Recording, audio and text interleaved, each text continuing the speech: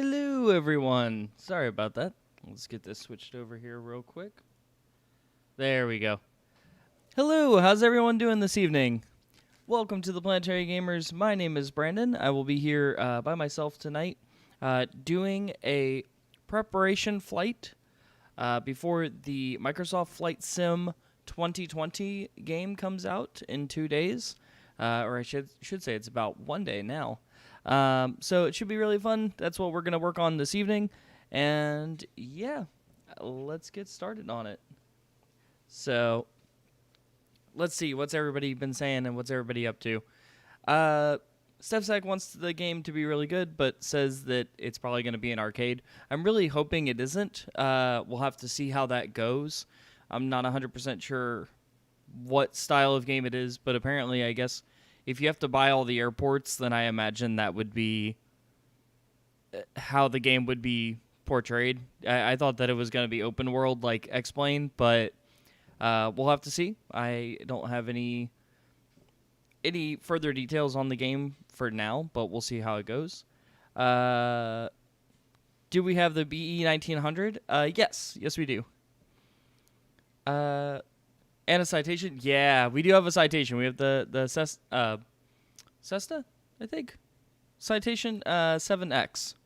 Dassault. Sorry, not Cessna. The Dassault Falcon 7X. Sorry, I thought we had a citation. Anyway, Cessna citation, Dassault Falcon 7X. That's right. 2 different planes. Anyway. So what are we going to fly today? That's a great question. So let me go see if I can get that set up here real quick so we can see what that will look like. All right, and there we go. So we got it. So today on the flight agenda, I think we're going to do... There it goes. We will be doing a flight from Atlanta Hartsfield in Georgia to MYNN. That's going to be Nassau, Bahamas. We're going to take everybody to a festive trip down to the Caribbean. Should be a really fun time. It's a 632 nautical mile flight. There's 123 passengers on board, and we will be expecting to take home about $6,700. Now, we do not own this aircraft. This is a rented aircraft, very similar to any other contracted captain that flies a 737. So basically, obviously, the captain flying your 737 to wherever you want to go around the countries is not obviously the owner of the aircraft that they are flying. So very similar in this fashion as well as what we'll be doing today. So as you can see, we have rented a Boeing 737-800 down here at the bottom, and it has about 16% fuel on board, but we are going to buy some fuel for that, mainly because it doesn't cost us anything to refuel it. It's actually not our money to pay for the fuel. So, yeah, interesting stuff. So let's see. Why don't we go with about 75% fuel on board? I think that'll be fine for the passenger load that we have. And we should have plenty of fuel left in reserve just in case we have to do a go-around or divert to a different airport. You never know. The weather could be crazy down there in the Bahamas. So, yeah, with that, let's see what we can do. We'll have to get ourselves set up here at Atlanta, and we will head down to the Bahamas. So that's what we have on the docket for today. If we get to Nassau in record time, and we still have some more time left over, we may do one more flight before the end of the night, but it all just depends on how the flight goes. So stay tuned for that. It's going to be a lot of fun. I'm super excited about it. So let's get in here and head back over to the game. So we'll load up the game screen here and get started. So we are not going to Orlando. We are going to go to Atlanta.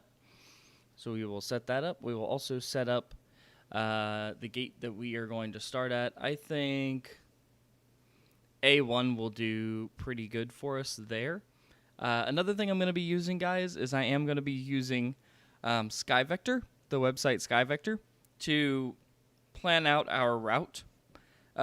We are also going to be using it for any of our charts that we need in order to get us down to Nassau safely. So, should be pretty good.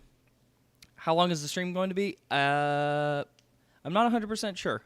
I can get a rough guess based on SkyVector on what our ETE is going to be down to Nassau. But beyond that, I'm not 100% sure. So let me double check real quick. So Atlanta down to MYNN should be about a 2-hour flight. So no guarantees. We'll see how it goes. But I would guess about a 2-hour flight today. Like I said, if there's still a lot of folks left hanging out at the end of the flight, then we will see if we do another one before we close out the stream. So it should be a lot of fun. I don't know. Do we want to go?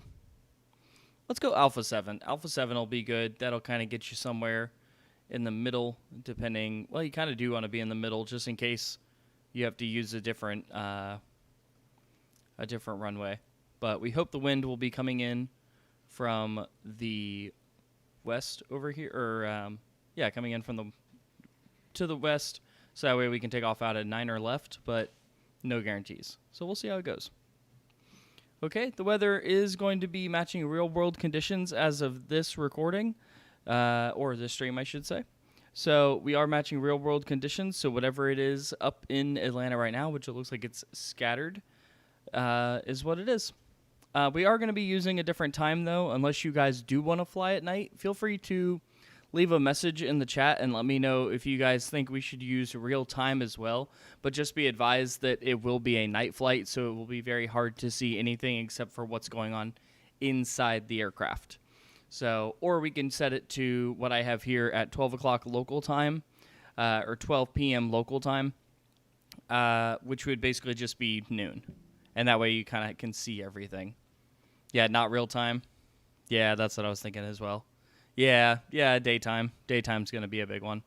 Okay, and then the last one, and I'll let you guys do the vote, because you guys seem very eager to join up with us tonight. There's a lot of you guys here. So, hello, everybody. We missed you guys. So we've got, actually not not a different plane. We are going to be using the 737 here, but I was going to let you guys pick the livery. So what do you think? We got Southwest, we got Qantas, we've got KLM, Delta, Alaska.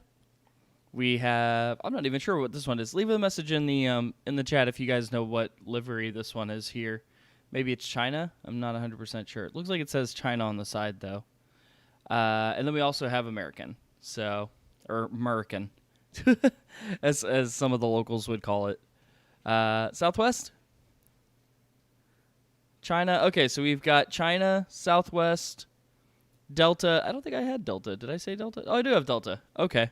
Wow, you guys aren't making this easy. Oh, my gosh. Oh, it's set it up at the top right? Let me see. Where did it say it at the top right? Oh, Air China. Got it. Very cool.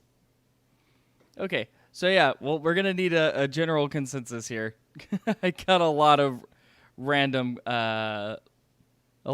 names.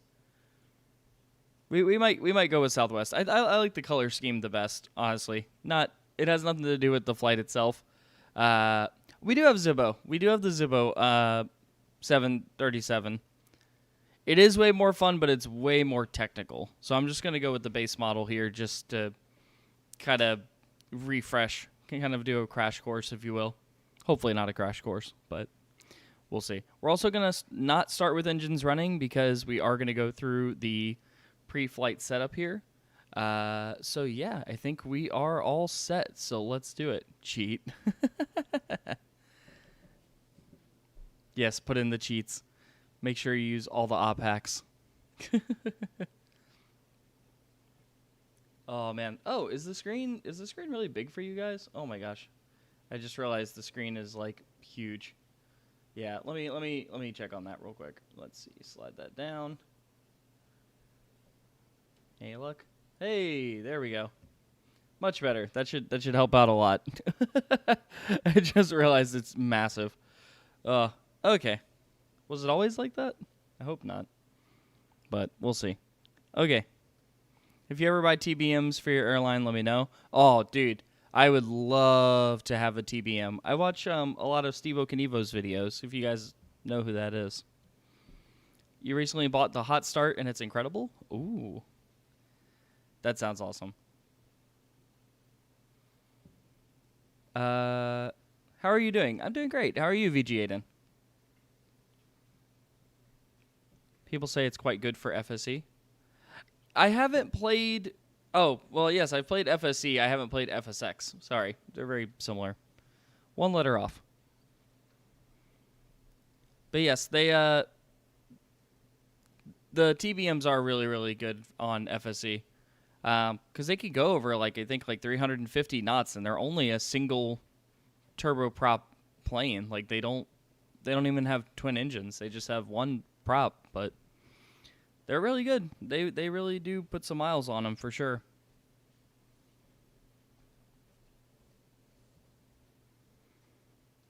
Oh boy, it's taking a while to load. Mach 470.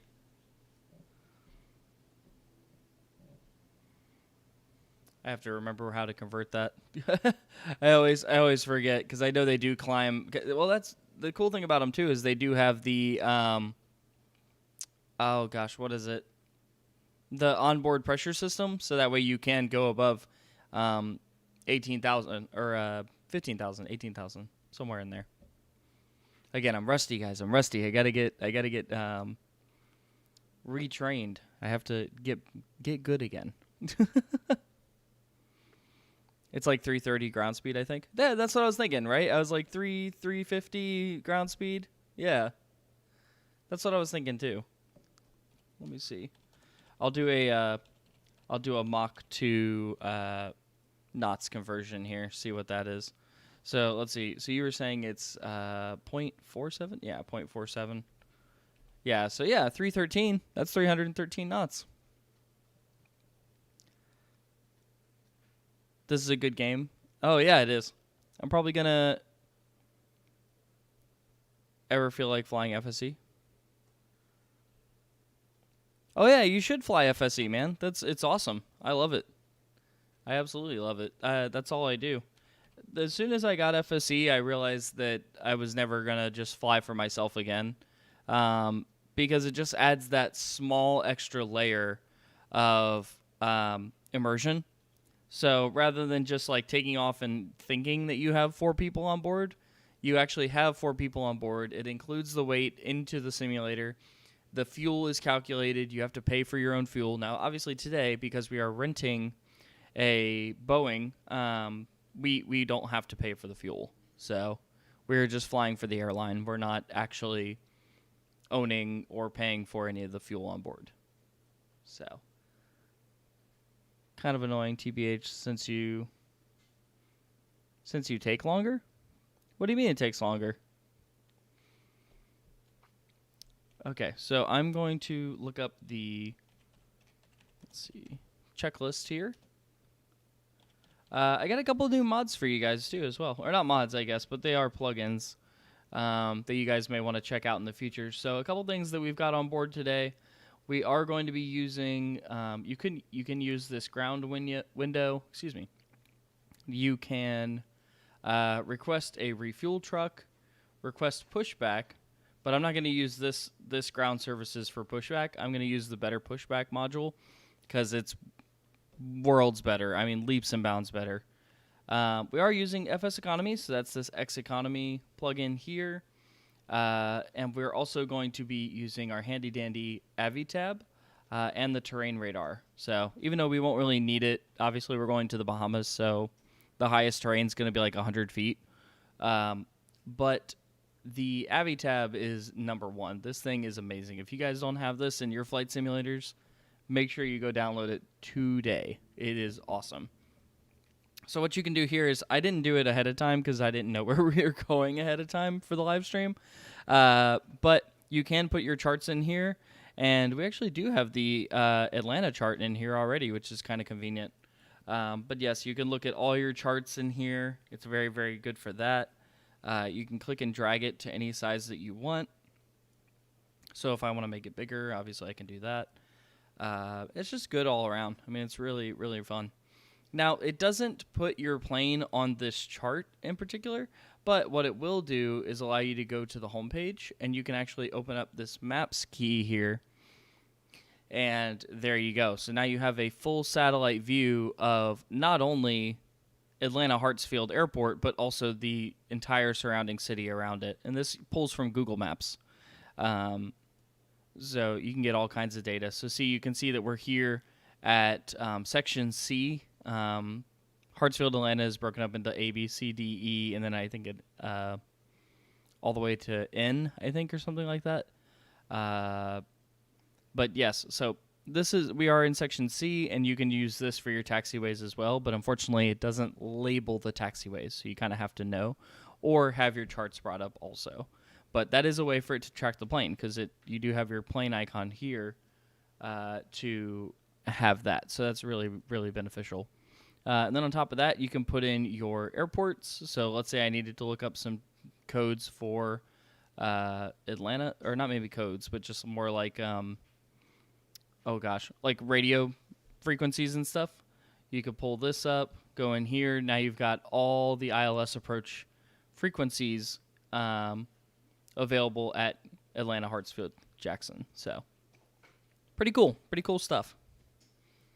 What else do they have? Oh my gosh. You can set up routes, so you can do your departing airport and your arriving airport. I've never really used this too well. It kind of like creates a route for you, I think. But for me, it usually comes back with like that it can't, something along those lines.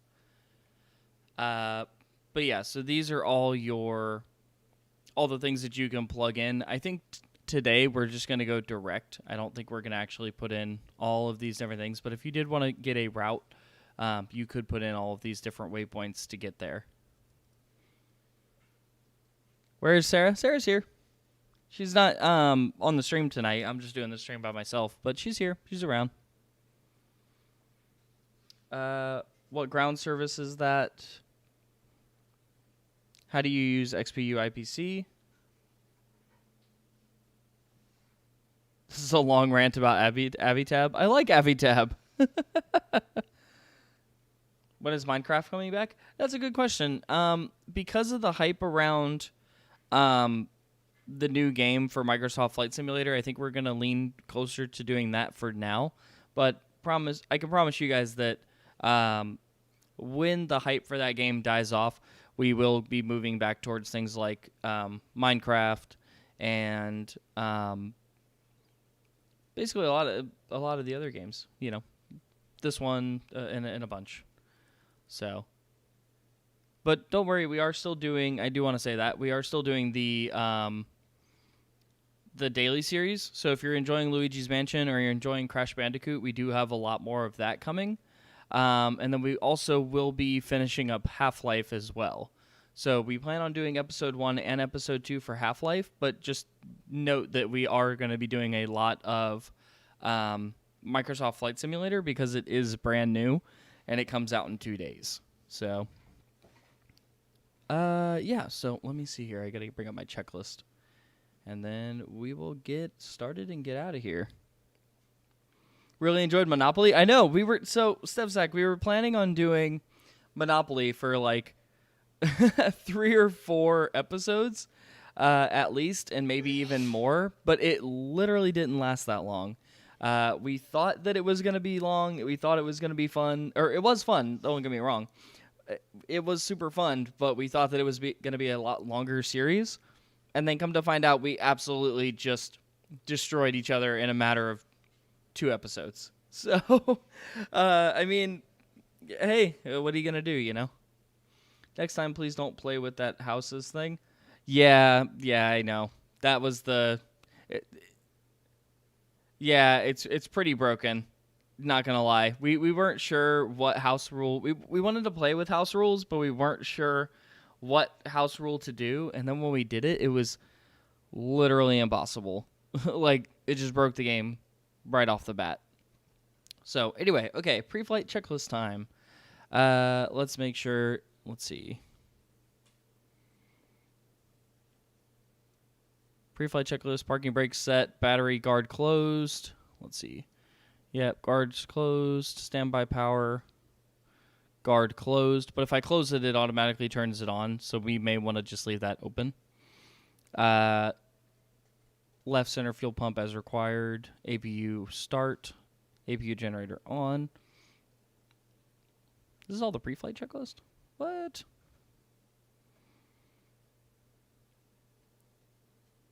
Let's see. Pre-flight flows. Okay. Got it. Okay, so that's what we want to do. So we want to make sure the parking brake is set. It is. Okay, then we're going to close this. Then we're going to close this. And that's going to start those two. So they are closed. As required, and as required for the fuel pumps, we are going to open up our fuel pumps. There we go. Oh, I just realized I don't know if we have any sounds. Let me double check and make sure we have game sounds here. Ah, we do. Okay. Let me just make sure we have it over here as well for you guys.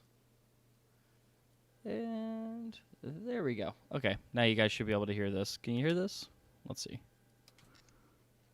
And hey, there we go. Okay, fantastic. Let's see. So the next thing on our start list is to start the APU. So we're going to do that. We'll go ahead and fire that up. This is our APU right down here. So we'll flip it to the on position, and then we will hold it on the start position. So there we go. We will hold it for about 10 seconds, and we should see a rise up on the EGT indicator just above it. So let's see. Can we get a rise on it? Oh, fault in the line. Uh-oh. What did we do wrong? Oh, probably helps if you turn on ground power. Haha. Nice. Okay, let's turn this off. We may have to clear the system. Let's see. Let's try that again. Oh my goodness. I told you guys I'm rusty. I did warn you. This was known. Everybody knew that I was rusty. Oh my gosh. Okay, there we are. Now, as I said, so let's turn on the master battery and the standby power. Let's make sure that we have ground power enabled this time. We will make sure that the fuel pumps are on. And let's make sure that we're good. That looks good to me. Okay. Now let's try to start the APU. I probably needed ground power. I probably faulted it, or I know I faulted it out. The little light came on. Let's try that again. About 10 seconds. Do we have Fall Guys? Oh, man, I really want Fall Guys. I need to look into getting it for sure. It looks like a super ton of fun, and I knew ahead of time that I probably should have got it before it came out, but I missed the boat on that one. But yes, so I do want to get Fall Guys. EGT is rising up. There we go. No fault that time. Had to make sure I was connected to the ground power, of course, as it goes. So we're all set there. Then we need to make sure position lights are set to steady. So let's do that. So over here, position lights, we're going to set them to steady. Okay, perfect. And we're going to put our logo light on, cabin lights on, emergency exit lights, guard closed. So logo light on. We'll do the wheel well, anti-collision, all that good stuff. Okay. Passenger signs. Oh my gosh. Yeah, let's put the fasten seatbelt sign on. They need to know that. And packs, let's set them to auto and high. So we'll turn these on. Perfect. And the electric system, we're going to need that for our wheels in order to allow them to turn, as well as the probe heat set to on. Got to make sure that's on as well. So, okay. Heading, takeoff, runway to set. Okay, so we're going to want to set up all of this stuff for our autopilot. So, cruise altitude down to the Bahamas. Let's set it to 30,000 feet. Okay, just takes a second. All right, we are set to 30,000 feet. Fantastic. Let's also make sure that the flight director is on, and we will set our takeoff speed to just under the required limit at 245 knots. That way we don't exceed 250 below 10,000 feet. And then we will also set our heading to, well, the heading will have to be set to the runway that we take off from. So we'll have to adjust that in a second once we talk to, or once we hear from the ATIS to find out which way we're going to go. So, let's see. I'm going to get caught up on chat with you guys. It's free on PS4. Really enjoyed Monopoly. Love the series where Sarah and Meg are playing Crash. Yes, so they're actually going to continue that. They really enjoyed that as well. So we're going to have them do more of that, where we're going to see about maybe getting different people to do different things, you know? So it's not just Brandon and Sarah all the time, me talking to about myself in the third person. But, yeah, so expect more of that in the future. There's a utility being developed called Checklist Pro. Oh, really? That sounds cool. Bought the free... Awkward silence. What awkward silence? Okay, so let's see. We'll hit our master caution light here. Oh, there it goes. Okay, got the master caution light set. I want to change this to the map view. So let's see. I think it's definitely one of these. Can't remember which one it is. I think map.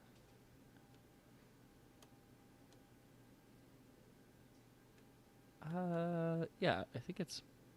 Yeah, there it goes. That's the map.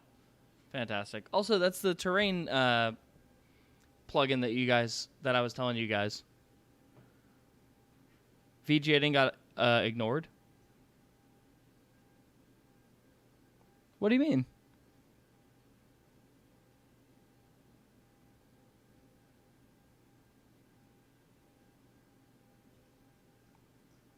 What do you mean? I didn't ignore him.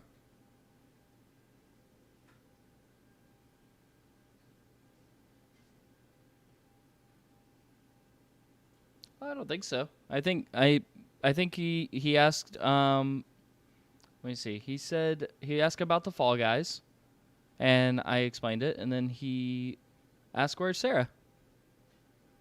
I'm confused. Stevzak, what are you talking about?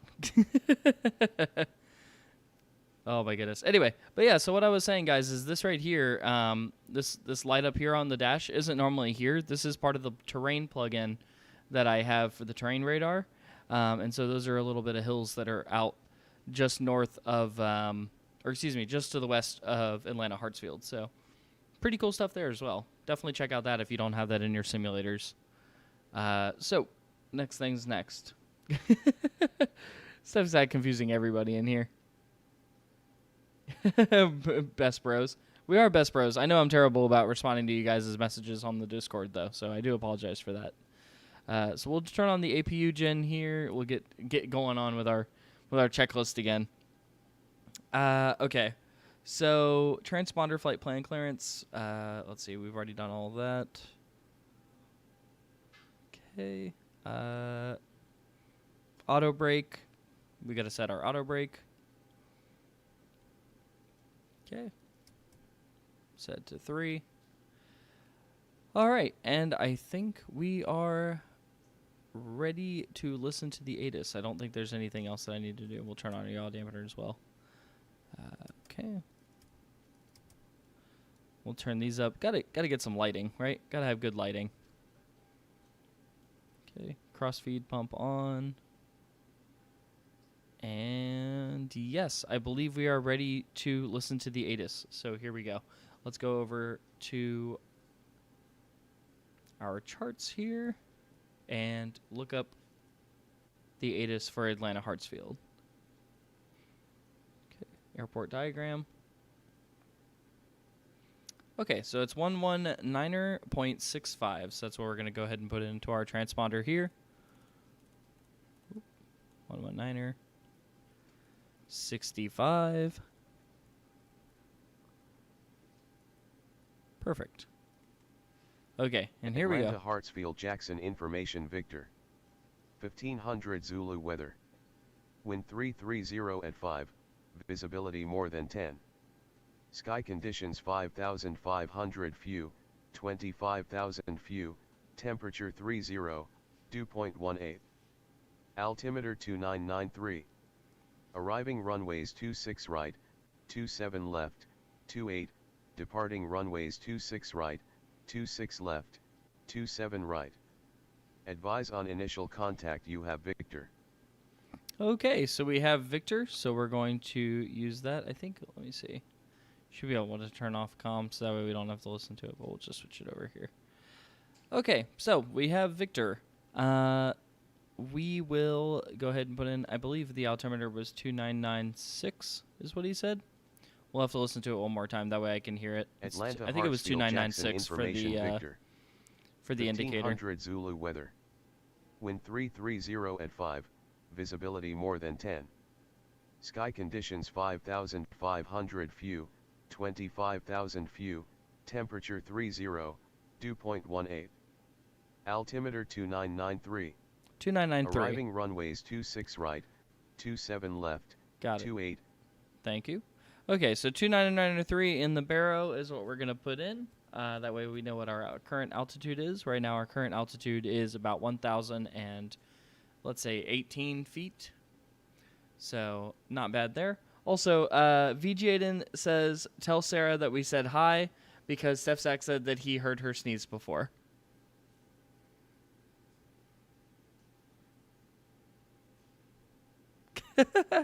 She just gave me a funny look. Stefzak and VG said hello. Hi! There you go, guys. Sarah's here, but she's here in spirit as well. So, oh, but anyway, okay. So we are set for that. We listened to the ATIS. We're all set. So not bad. And then we will be. I believe the next step would be to call for a pushback. So let's open up our Better Pushback plugin here. Also, the departing runways are 26 left and 27 right. So that's what we're going to be using today. We are going to be departing out of 27 right. So let's go ahead and pre-plan our pushback here. And we will begin getting underway. So we'll set this up. Rotate on around. There we go. Fantastic. Okay. We will set the plane right there, give or take, on the line. Yeah, that should be perfect. Plan acknowledged. Call me through the menu when you are ready. Okay, fantastic. We will be sure to call them when we are ready to go. One more thing, when we do that, we will make sure that we've also set up our flight plan. So let's go in here to our flight plan, and we will leave out of KATL. I believe this is supposed to come up. So we'll go through Atlanta here, and we're going down to MYNN. So that's where we're going to go for our destination. Flight number, what do you guys think? SW, I don't know. SW, let's see.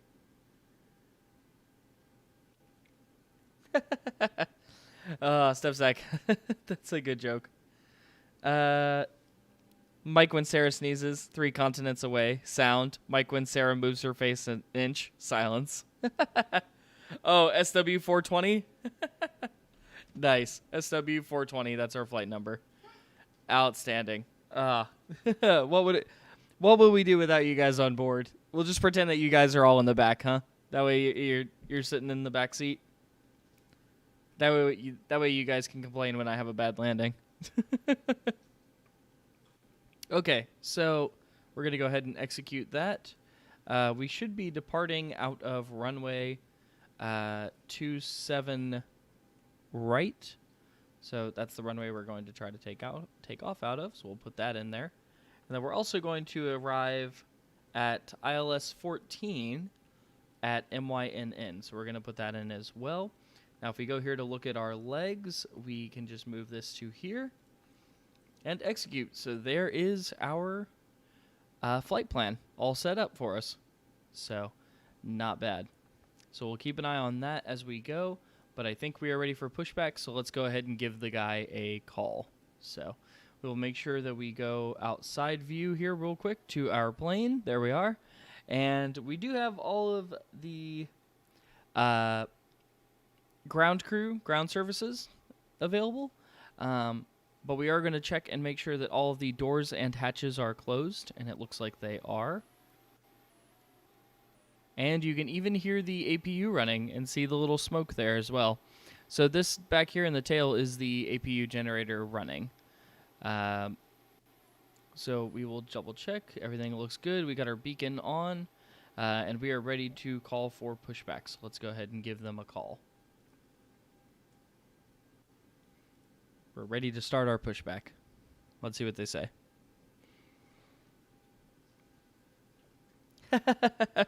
VJ didn't call shotgun. Ground to cockpit. Tow is driving up. All right, the tow truck is driving up, so we will wait for him to arrive. There he is, right over there. This is not VATSIM, though. Stepsack calls jump seat. Definitely. You can have the jump seat. First class, we just picked the flight number.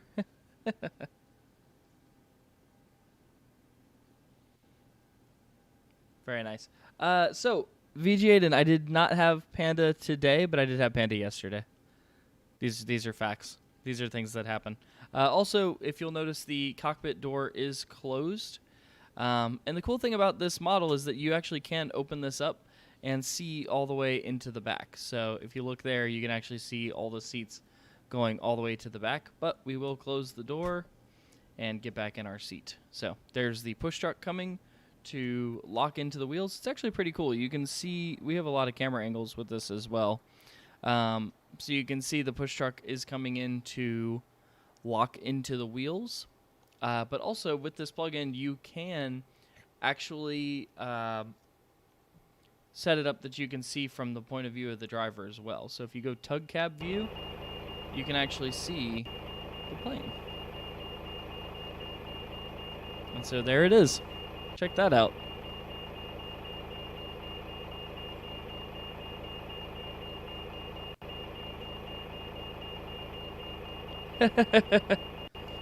Get to see from inside the cockpit and have zero responsibilities. That's how we prefer it, right? Bye, Stepsack. Okay, all doors and hatches are closed. Ready to connect. All right. The tug is now going to connect up to the aircraft. Here we go.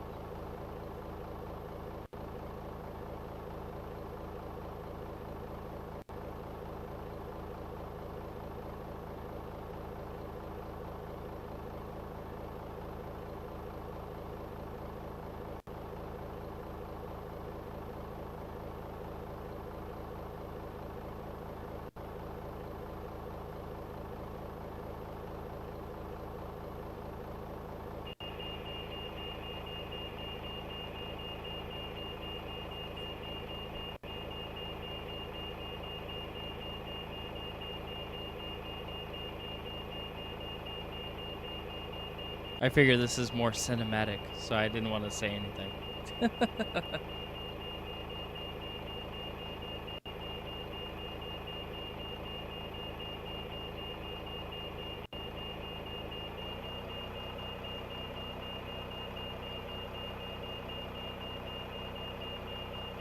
Okay, now you'll start seeing the aircraft actually start lifting off the ground just slightly because it removes the nose wheel from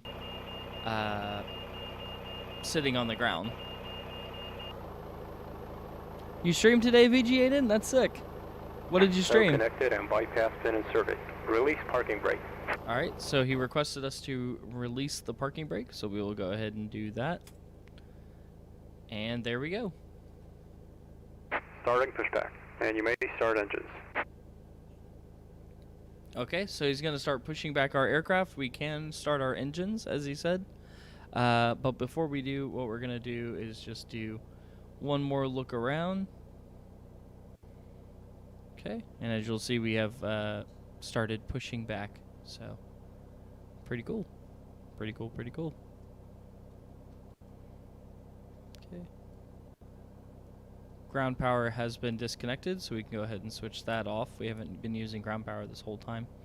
So we'll do that. We're going to leave the taxi light and runway, or excuse me, not runway, the landing light and the taxi lights off until we are disconnected from the tug. We don't want to blind the poor guy in the tug.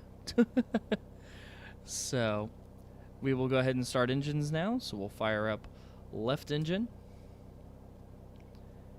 and add the fuel. There we go. And we should see that engine start rising up. We are refueled with 35,000 pounds of fuel, so we have plenty on board to get to where we're going. Okay, we'll start seeing the rise up there on that engine, and there it goes. Start valve is open, oil filter bypass and low oil pressure have extinguished because the engine started. There we go. And the starter automatically turns itself off once we have good start. And you can see that up here. So that knob actually turned back to auto. So we'll do the same thing with the right engine. And about this time, you would be getting your pushback spiel. So let's see here.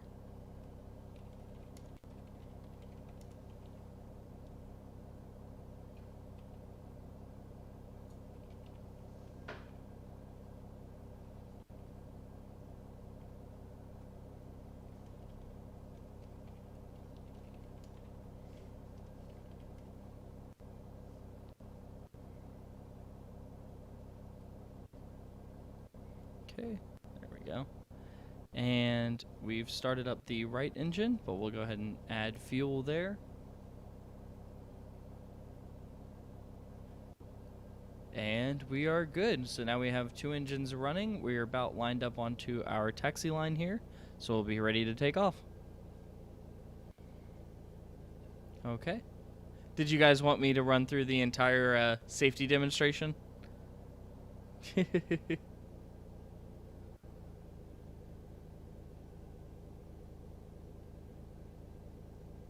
Yeah, I know. I don't know how that happens. Weird kid. It's definitely strange for sure.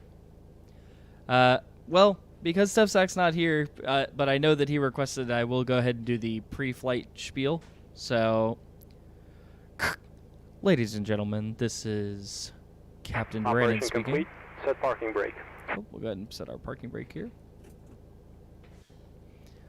Ladies and gentlemen, this is... Disconnecting tow. Stand by. I keep getting cut off by the by the ground crew guy. Oh my goodness.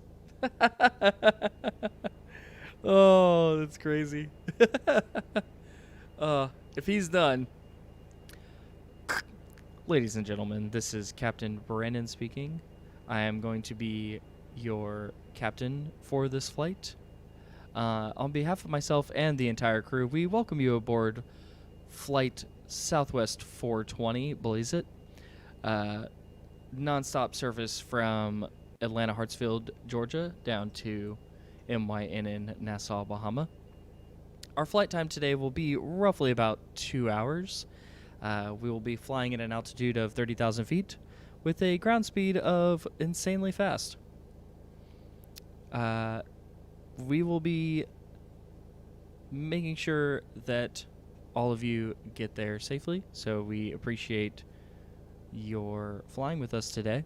At this time, make sure that your seat backs and tray tables are in their full upright positions and that your seatbelt is correctly fastened into the buckle next to you on your seat. Also, make sure that your portable electronic devices are set to airplane mode, as we don't want that to interfere with any of our vital instruments up here in the cockpit today. And also, make sure Tow that... is disconnected and bypass bin has been removed. Hand signal on the right. We'll see you next time and have a safe flight. My apologies, I keep getting cut off by the ground crew people. They definitely suck here at this airport, but that's fine. I'm sure they get paid better than I do. And yes, this will be my final announcement until we see you at cruise altitude. So once again, thank you for flying with Southwest 420, Blaze It, and we will see you in the sky. Thank you.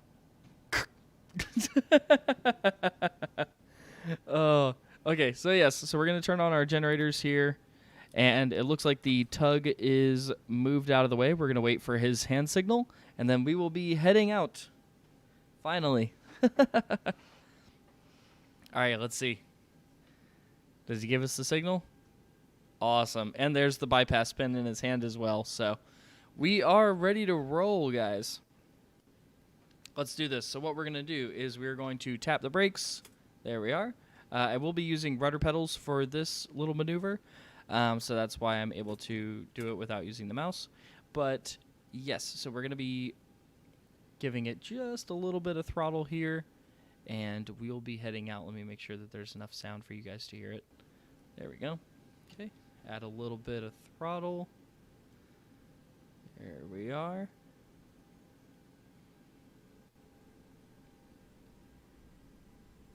And we will get rolling. Here we go.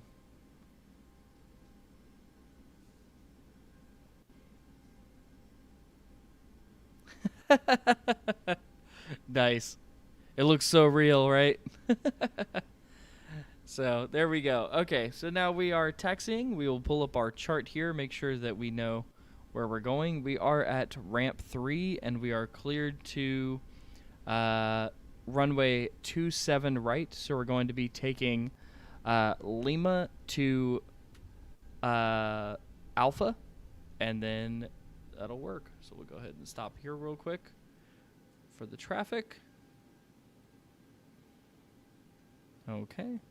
Look right, look left. Make sure there's no traffic coming. All right. Hello, little tug. All right, so we're clear left, but we are not clear right, so we will wait for the traffic to finish coming that way, and then we will head on out of here. It's a very busy airport. It's a very, very busy. A lot of stuff going on for sure. But that looks to be the final vehicle there. Make sure there's none coming from the left. Awesome, and we can go. Let's head on out of here. Okay, we'll have to make it quick. Oops, have to make it quick. That little tug's gonna have to wait for us. All right, hold there, little tug. Don't crash. Don't do it. Don't do it. Oh, he's dead. Oh, that guy is definitely dead. Oh, he died. Yep. Oh, R.I.P. Oh. Oh, R.I.P. Well. Oh, that's why I definitely hope that Microsoft Flight Simulator 2020 has smart vehicles. Oh, that was too funny though. Yeah, there he is. There's the guy. That guy over there. But I tell you, there's a lot of ground crew out today. There's usually not this many, but there's a ton, and a few vehicles driving around as well. Pretty cool. So like I said, we will go ahead and taxi on over to 27 right for takeoff. So go ahead and tap the brakes. We are moving here a little fast. There we go. Keep it on the center line. F's in the chat. Yes, RIP to our fallen bros. Oh yeah, and then we will, like I said, so we'll just taxi on down here to 27 right. Something I will show you guys here real quick is, I know I gave a pretty long spiel about Avitab, but now I can kind of show you what it looks like with the plane actually moving. So it does track our position relative to the taxiways, so we are able to see where we are in relation to the airport, which is pretty sick, I think. It's definitely something I didn't have for a long time, and I wish I did. And now that I have it, it's fantastic. I absolutely use it every single time I fly. Oh, looks like we got an inner marker there. Hopefully that doesn't stick around for too long. Okay, let's see. We'll have to close this though real quick. Check our runway signs, make sure we know where we are. Looks like hotel. Fantastic. Like I said, we are going to go down to Alpha. which is where we will be planning to take off from. So, yep, there's a middle marker. Okay, we will hold here because this is the ILS hold bars. So we'll go ahead and hold the plane here. Okay. And we'll keep going. So like I said, here's Lima 14. We are on Mike. And we will be taking... I thought we were on Lima. We're on Mike. And we'll take Mike down to Lima Alpha is the one that we're looking for. Down to the end. Ooh, that indicator is loud.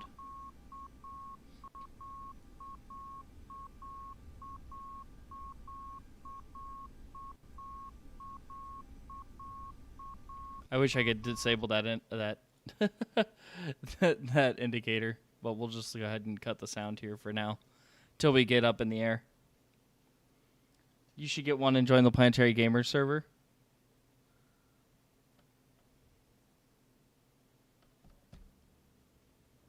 How much does it cost? Does Microsoft 2020 cost? It's $60.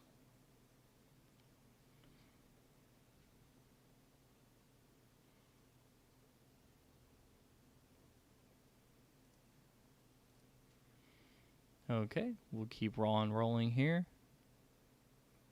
Like I said, all the way down to the end. And then we'll make our right turn.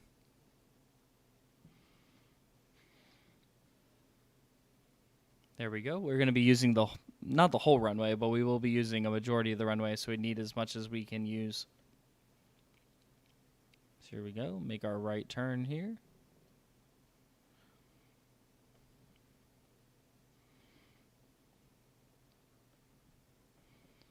Okay, let's see. And yes, so this is 27 right. I will go ahead and get a zoom in on that. There's also it printed here on the hold bars as well. So, and we are at Lima Alpha. So we'll go ahead and hold here at the bars. Okay, we'll get up here just a little bit further. I think that marker might have turned off as well. Yes. So we can go ahead and stop here, re-enable the sound. And what we need to do is check to see if there's any planes coming in. There are not. We'll check down the runway as well, see if there's any planes that have already come in or are planning to land the other way. And there are not also. So we will go ahead and release the brakes and head out onto the runway. So we are clear for takeoff. Okay. So we're going to go ahead and head out onto the runway. While we let the plane get rolling here, we are going to extend flaps. There we go. For takeoff. We need, if I remember correctly, 15 degrees of flaps for takeoff. So that's what we're going to use today.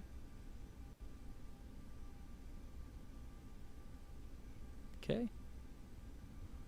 Lined up here on the runway. And if everybody's ready, we are going to head out of here. Here we go. Get nice and lined up on the center line here. All right, right over the numbers. All right, and 27 right displayed there out of the front window. 15 flaps set. We're going to go ahead and put in a touch of power here to get us started. And then we will set takeoff power. Takeoff power set. Here we go.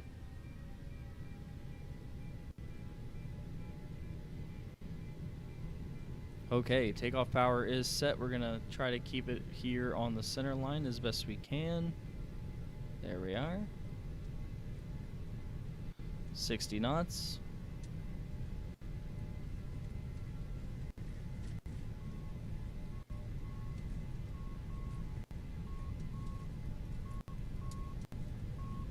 .90 knots.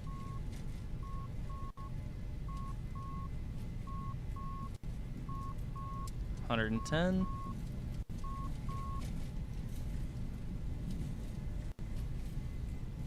120. 130. Rotate.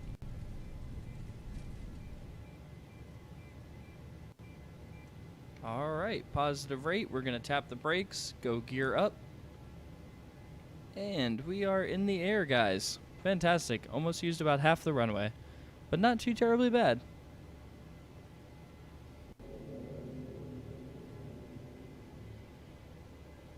All right, so we're just going to climb out here.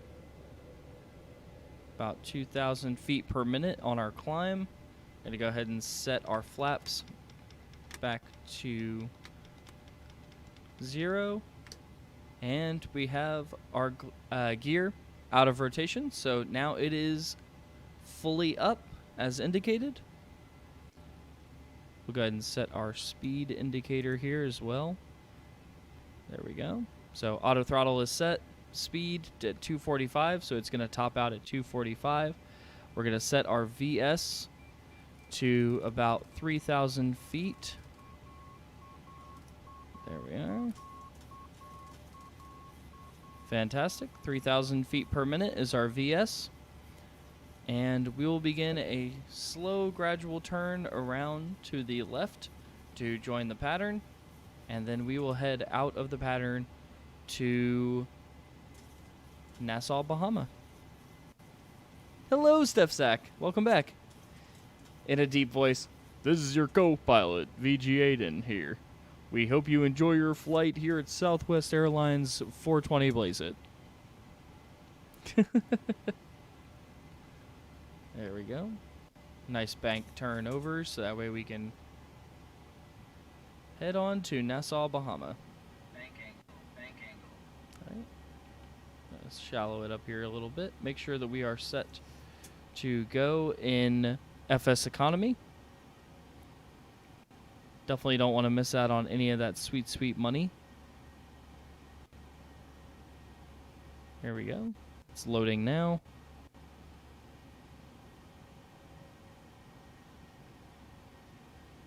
Oh boy. Hopefully, there it goes. Fantastic. Awesome. And now we can go ahead and track our flight and make sure we make that sweet money. Got to get that payday.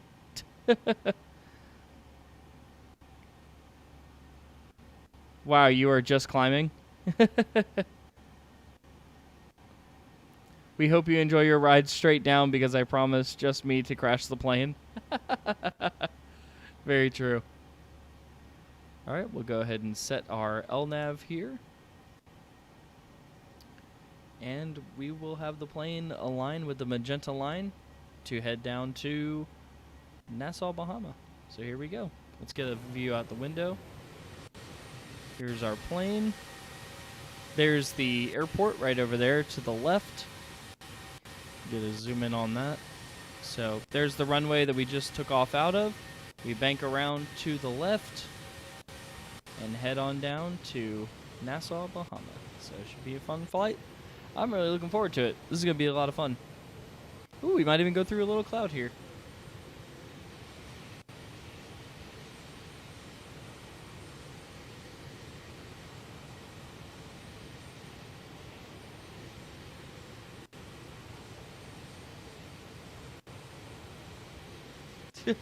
Steph's like, I thought you were taking the jump seat.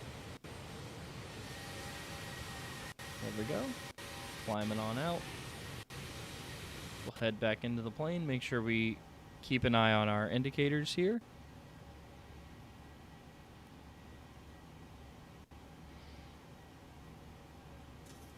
All right, next stop, Muni in 1 hour and 29 minutes. So, should be a good time. I'm really looking forward to this.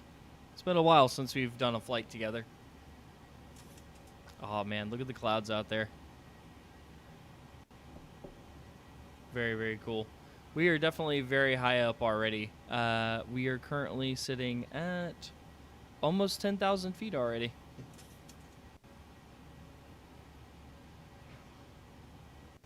Okay, we'll look out the window. Man, what a nice view. This is awesome. Very, very cool.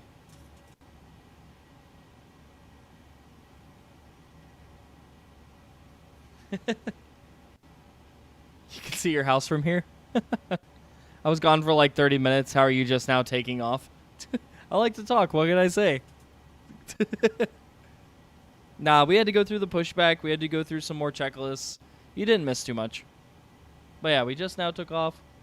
This is the view of South Georgia. And we will be heading on into Florida here very soon. The cool part about this flight, too, is that while you see all land from here with just little bodies of water, eventually it'll be nothing but ocean. And there's some mountains off in the distance there as well. So yeah, it's all land for now, but then we'll hit some open ocean and we'll be heading down to the Bahamas. It'll be very tropical. Should be over 100 degrees, nice weather, sandy beaches. Might even see a fish. I don't know. Still on for a game of Valorant? Absolutely. Yes, I am so down for a game of Valorant. That would be so much fun. Haven't played Valorant since it came out. I know that it was in... ooh. Got a little bank turn here. We're turning over to align with our magenta line. So we were setting ourselves up for it. Now we're heading to 148, I believe, 149 in the heading bug, and that's where we'll be going. So we are currently rounding out to 14,500 feet. Eventually we will be going standard here to continue our climb. And we also will not be indicating the proper speed either. We will be transitioning to Mach. So another thing that we're going to do here is, obviously we're well above 10,000 feet, so we can increase our speed. So we will set it up to 350, but eventually we won't be using IAS anymore. We will be using Mach. So that's what we'll switch to. I believe the top out for this aircraft is 0.81, but I'll have to double check. So bear with me real quick while I check on that.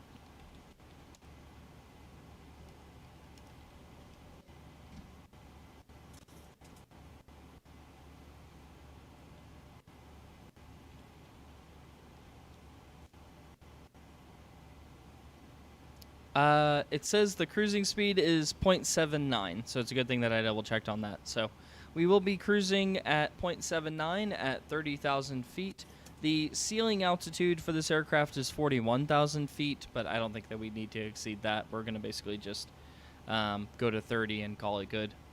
So as we get closer to 18,000 feet, we will be going into standard mode, so we will not be using 299 anymore.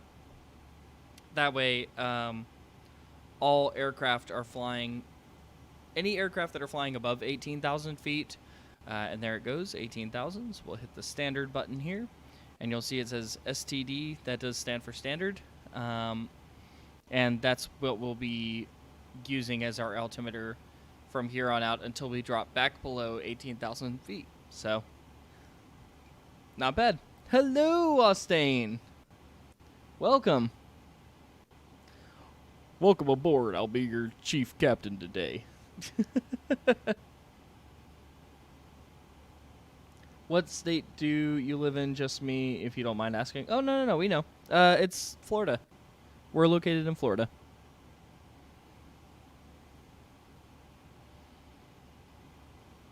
But yeah, we are way up here now. We're rounding out at about 20,000 feet.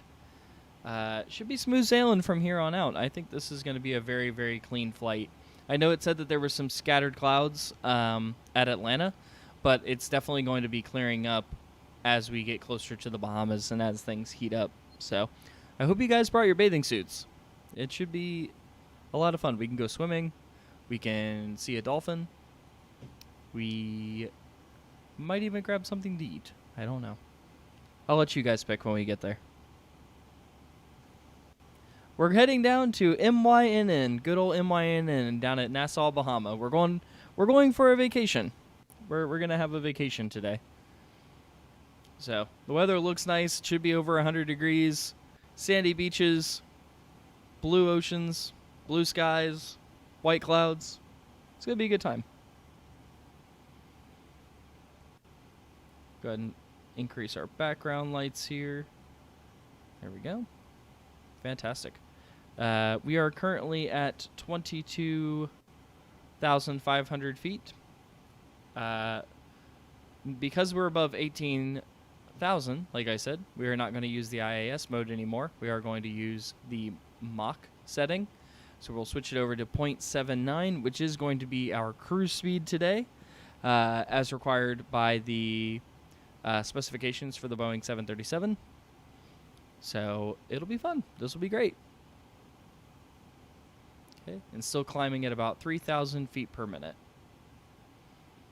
So not too bad. And it's not putting too... Well, it is putting a little strain on the engines. We may just go ahead and lower that down to 2,000 just so we can keep our speed up. And then, yeah, we'll break into 30,000. Our speed will greatly increase up to our cruise speed. And we will head on down. You went to school with sandy beaches? Anyone else catch the seahorse in Florida before? No, but as per requirement of the internet, everybody in Florida is required to have a at least 2 pet alligators minimum. That's I can't help it. That's just the law. That's what we have to do.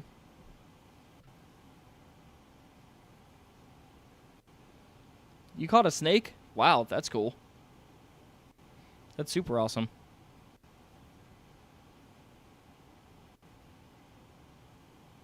Joe Exotic. Very nice. Yes.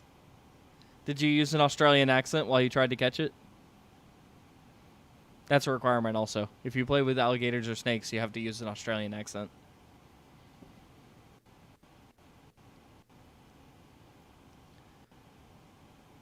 Okay. Just going to do a quick checkup here, make sure everything's looking good. Make sure I didn't forget anything, more importantly. Okay.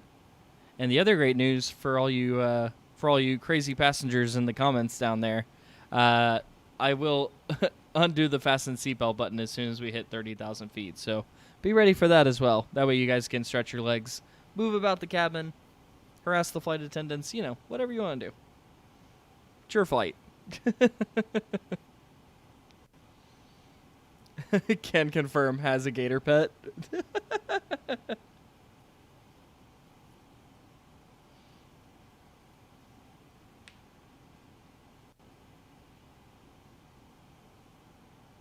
You have a pet snake? That's pretty cool. Thinking of buying merch, how many alligators is it? And what is the exchange rate between alligators and rhinoceros? Rhinoceros are currently pending for transactions, but every t-shirt's a minimum of 3 alligators.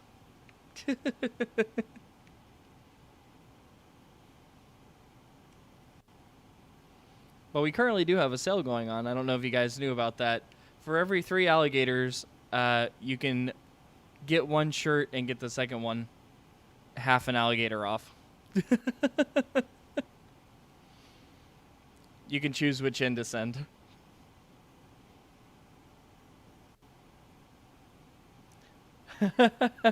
Highway robbery. It's a bit excessive. It really is. But hey, that's the cost of t-shirts these days.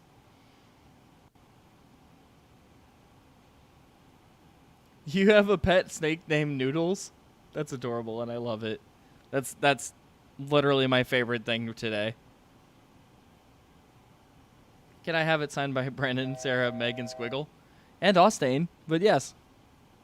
What 3 alligators? This is just too much. I know. That's the cost of inflation, man. I mean, the more alligators that we have in Florida, the higher things get, you know. If you have a lot of alligators in circulation, that's just alligator economy.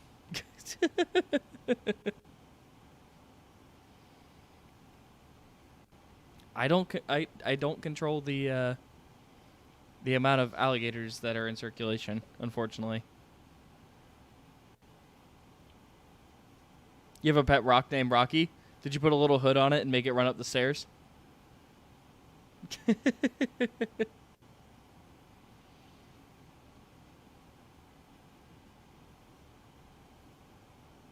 Gator done.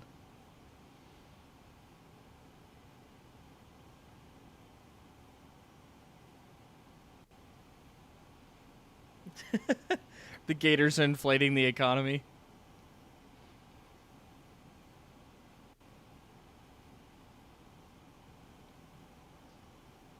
Yeah, you gotta watch out. Too many gators running around.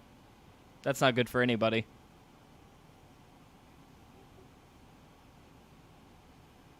Okay. Hey, looks like we've reached our cruising altitude of 30,000 feet, so we will go ahead and undo the fasten seatbelt sign. All right. Very nice, very nice. And we will go ahead and let the passengers run around. So, let's see.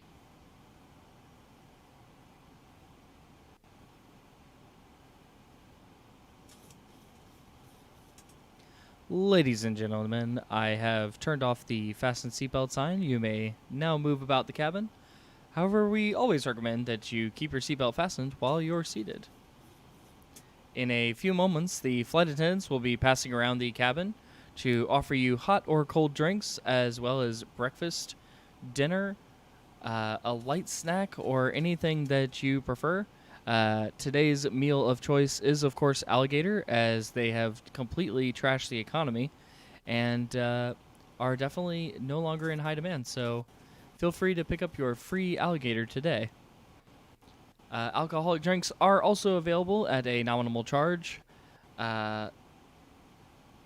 Also, we will be showing you our video presentation of Snakes on a Plane. So sit back, relax, and enjoy your flight. Thank you.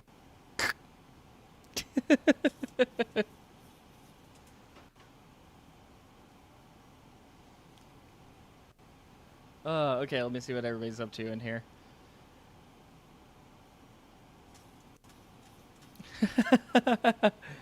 Have a pet rock. You have a pet rock named Rockstar?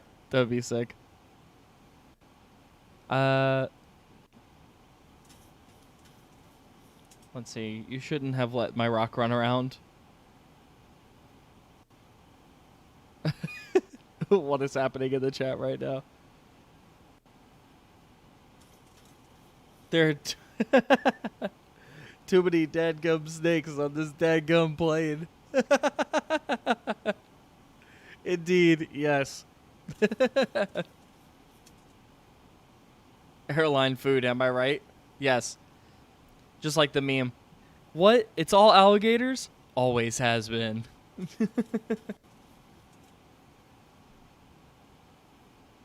Yes, all the airline food is alligator. That's the only way that we can correct the economy. Got to keep things balanced, you know? Too many rocks on the plane. What is up with the airline food? Oh, man. You guys are crazy. All right. Looks like we've reached peak altitude. So we're at 30,000 feet. And we've also hit our cruise speed, which is 0.79. Or 9er. Let's double check our fuel on board. All right, we got 32.6 gallon or 1,000 pounds, so not bad. We are definitely going to have plenty of fuel to get down to Nassau. So about 68.5 minutes. So it's about 68 minutes.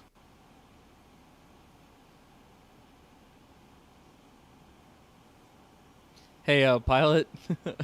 A pilot. The plane's going to explode.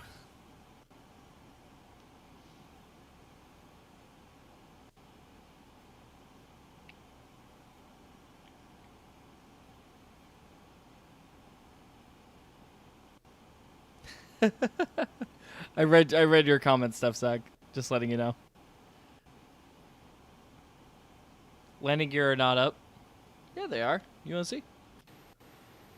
I made sure the landing gear were up. See? There they are. Get you guys a couple cinematic views out here.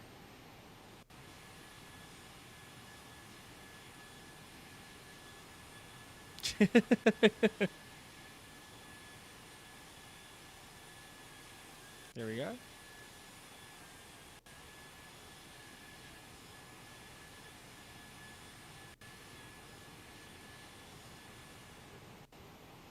Let's see. I think I have some other views here as well. There's one. Oh, there we go. Yeah, let's try this one. See how it goes.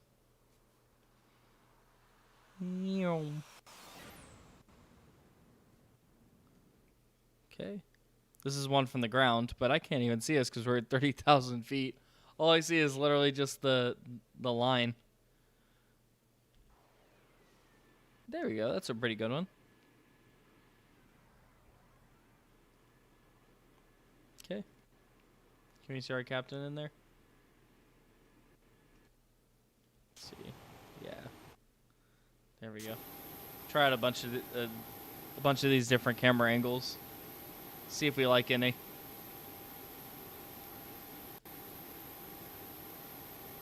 Chaos with the rocks like the block the cockpit.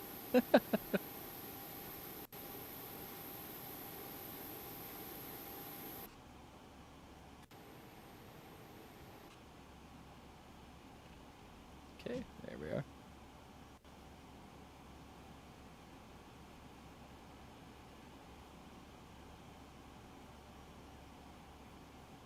Double check all of our systems, make sure it's looking good. 150 in the heading. There we go.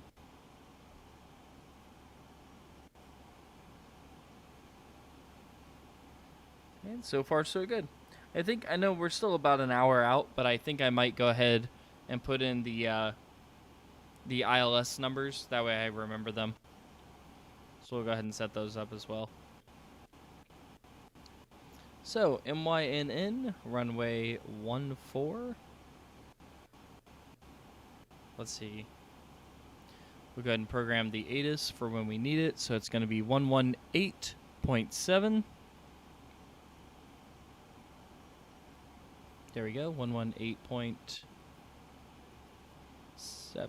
There we are, 118.7. And we're also going to need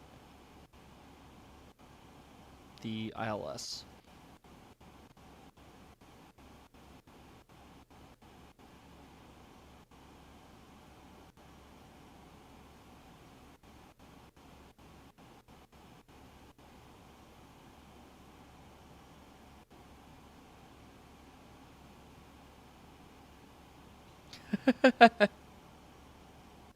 Gets hit by a meteor. No, we don't need more rocks.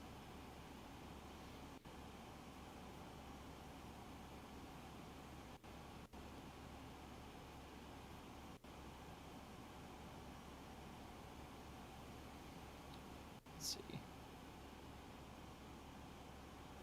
There we are.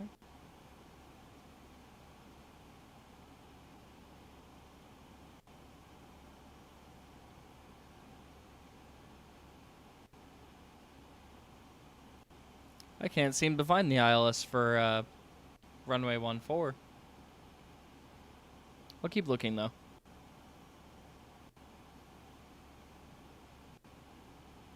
Frozen space rocks. Like Joe Dirt.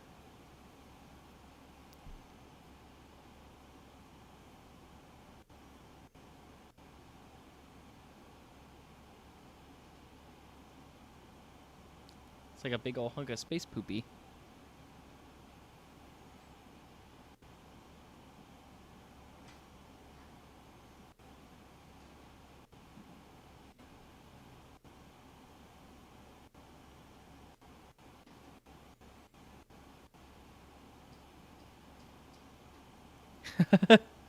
Luckily, the co-pilot has things under control, right? Did we ever figure out who the co-pilot is? Because I think Steph Sack's in the jump seat. So is it VG Aiden who's in the co-pilot seat? And I think Just Me was back in the cabin, if I'm correct.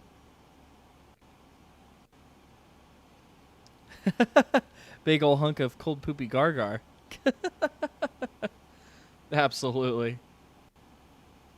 Yes, so VG Aiden's in the co-pilot seat, so this is VG Aiden's seat here.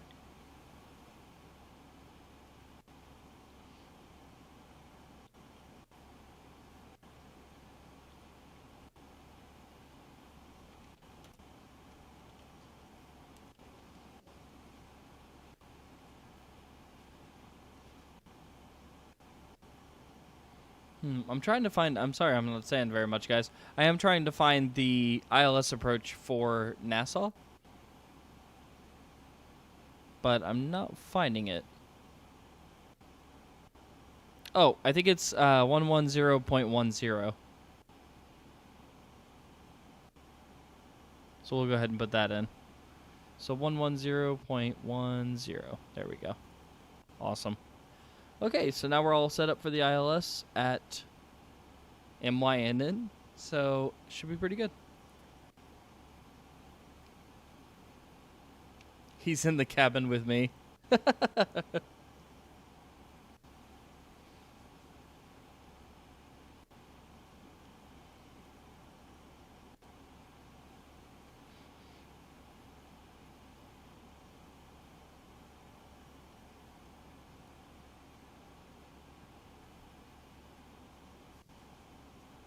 Okay.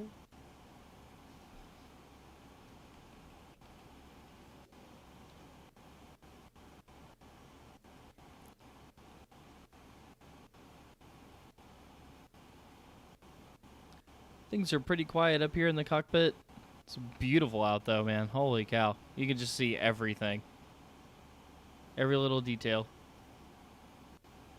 But yeah, something else I wanted to show you guys too was under the Avi tab, once you're in the air, it's really good for taxiing, but it's also really cool once you're in the air as well, because it will show the surrounding area. You can pretty much zoom it out as far as you want. There's really no limit to it. So like you can see this is the entire area. We left out of Atlanta. That's where the airport was. And we're heading down to Nassau, Bahama, which is right down here. So, like I said, it will show you just about everything. So here we are. Let's see.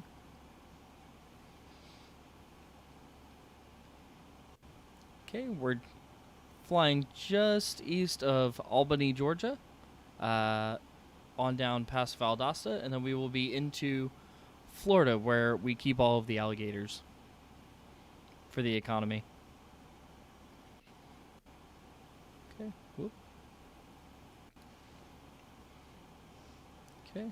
We'll fly down to Nassau, Bahama. Okay. There's Freeport, and then this is the little island that we're headed to. So. Now remember, guys, this was a $6,000 flight, and that's going to be pretty good for us. We're going to use that money to invest in our airline company.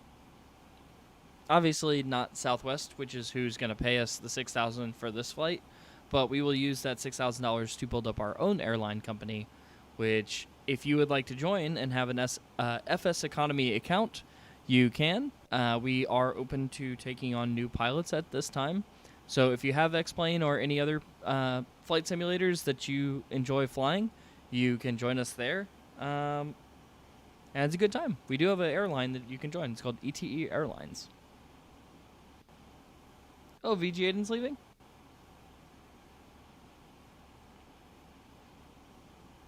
No worries. Yeah, it'll be posted up on YouTube tomorrow if you want to watch it there. No, you are upset, but let go of the passenger and I'll let you post all the reviews saying rocks are cool you want. Fine, great. Now a rock that does not have a brain is going to make this plane crash. Just great. Don't give up even if you only have 3 people watching you. Don't give up because one day you'll really blow up. Oh, hey, I appreciate that. Thanks, VG Aiden. No worries, man. Hey, have a great day at school tomorrow. Enjoy. Stay safe. Wear a mask. You know, things are going on in the world, so make sure you stay happy, stay healthy, and most importantly, come join us for the next stream. So, yes, definitely have a great night. Get lots of sleep. It will be muy bueno. We'll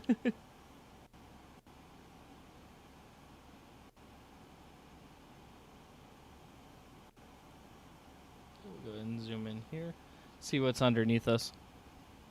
If there's anything notable. Ooh, there's a little river there. Wonder if it'll give us the name of the river. I know it'll zoom in pretty far. I don't know if we're actually going to get the name, though.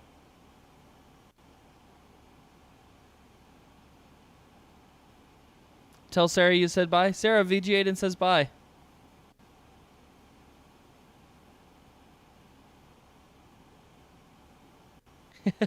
We will blow up and everyone will see how cool Just Me was. Absolutely.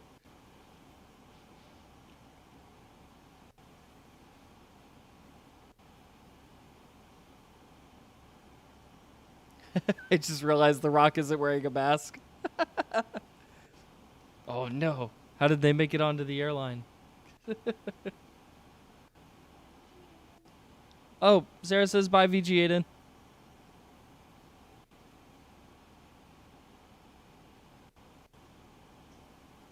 Okay, there's Hazelhurst. That's a little town in Georgia.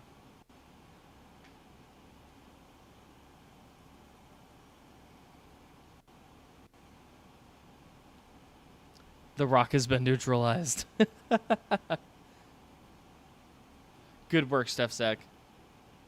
Neutralize that rock. Okay,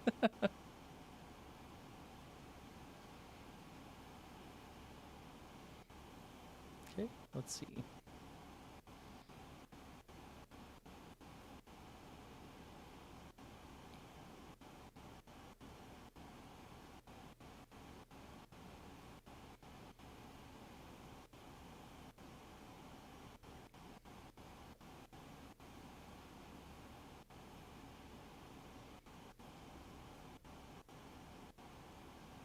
Oh, I'll have to bring this back up.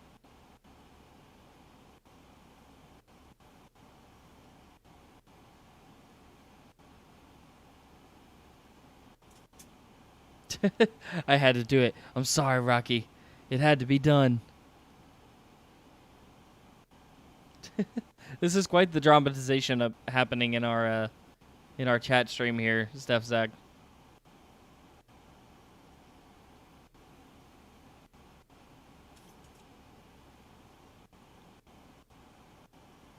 This Rock, he was like a brother to me.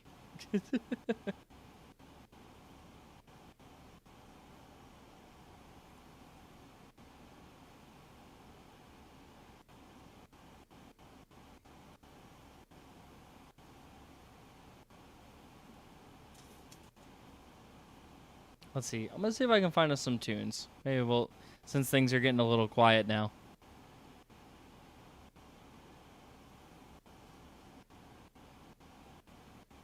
See if I can pull up some non-copyright infringing music for all of us to listen to.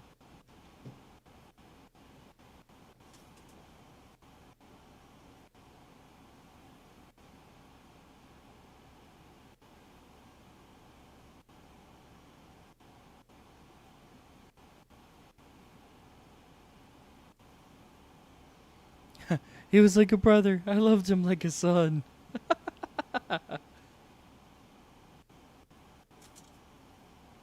Anyways, shall we eat plain food? Is it plain food or plain food? Huh? No? Okay. Sorry, that joke kind of fell flat.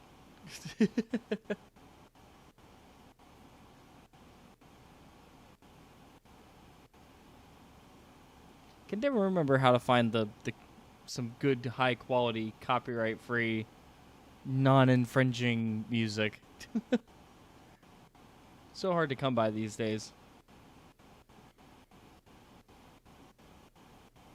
Here we go. Okay, I think I got some for us.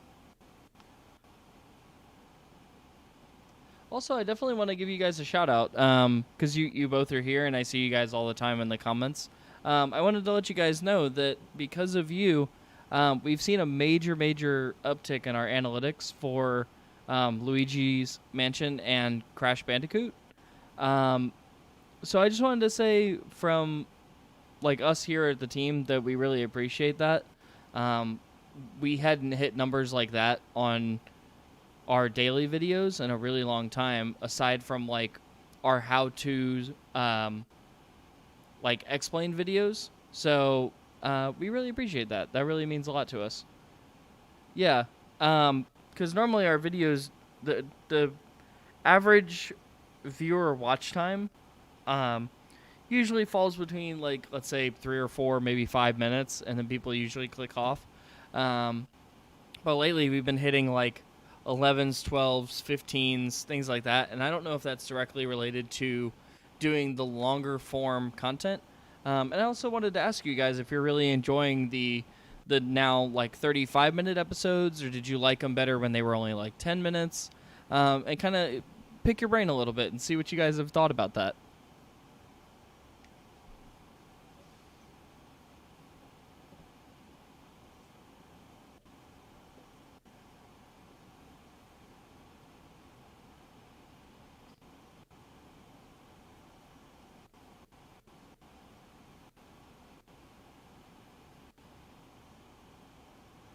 Yeah, that's what we kind of figured too. I know it's a lot longer, but I figured it kind of made sense to do it that way because otherwise it's either you make the daily episode longer, or you basically either we make the daily episodes longer, or we drag it out, and then you have these crazy episode numbers like episode 55 or something like that.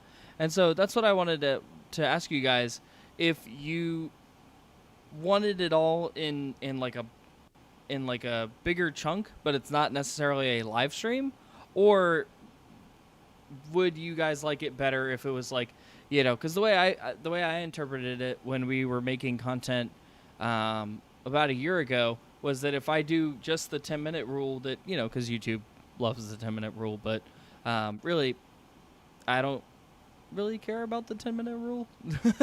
Like, I'll make 2-minute videos if I could, but obviously there's nothing that we can get done over here in less than 2 minutes. So that's the only reason they all go over 10 minutes. But my thinking was that, people would like our live streams. People would love to show up for the live streams for 3 or 4 hours. But for the daily content, it's a nice kind of bite-sized sampling of hanging out with us. It's a way to come get your daily dose of the Planetary Gamers and then head back out and do whatever you want to do with the rest of your day and kind of get you your day back. But it also seemed that, like, folks didn't really like the shorter stuff because they didn't get enough information, or there wasn't enough storytelling in that 10 minutes to really fill the gap. So that's why we've now extended it to the 30 minutes. But I don't know if that's what everybody would want, or if the bite-sized videos were better. So yeah, I'll leave it up to you guys for sure. Because I do want everybody to know, to be 100% transparent, we listen to everything you guys say. I may not be able to respond to every single comment, or I may be working on something or whatever and not be able to respond back right away. But I do read every comment that we get, and we do take into consideration what the community wants and what everybody wants to see.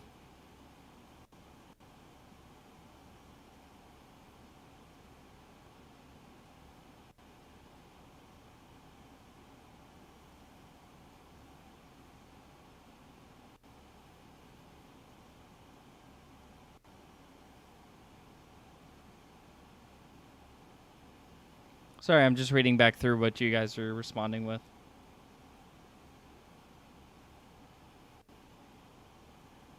Okay, so it seems like it's pretty split. Stefzak says that he doesn't.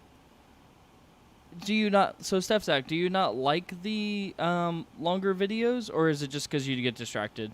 But you still like them, or is it not that great? Because Just Me says that they like the longer videos, so I think that we may stick with the longer videos. I think it works a lot better. I think it gets a lot more done in the time frame, so that way it's not necessarily dragged out forever. That way we're not working on a project for 3 months also. So if we play a 12-hour game, it won't take us 3 months to finish it. We can knock it out in 15 days and then get on to the next project. So I think we like that a lot. Hello, Nemo.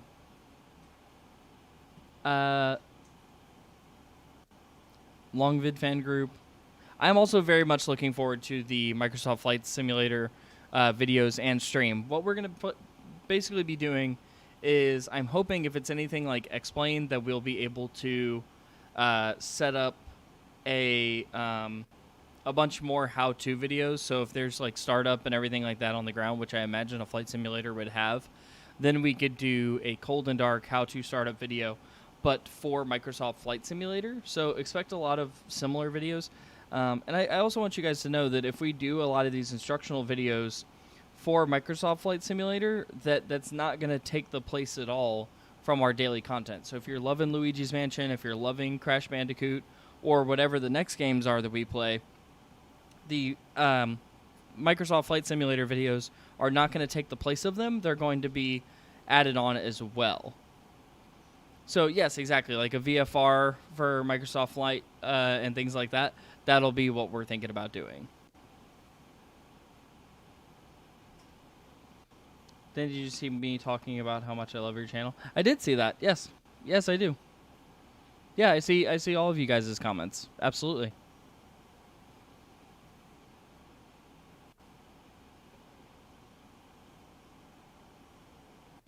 What version did I buy? So I bought the regular version because I wanted to... The thing was, so it's $60 for the regular version. I believe it's another $30 for the deluxe, and then it's another $30 on top of that for the premium deluxe. So if you get the premium deluxe, it's going to be $120.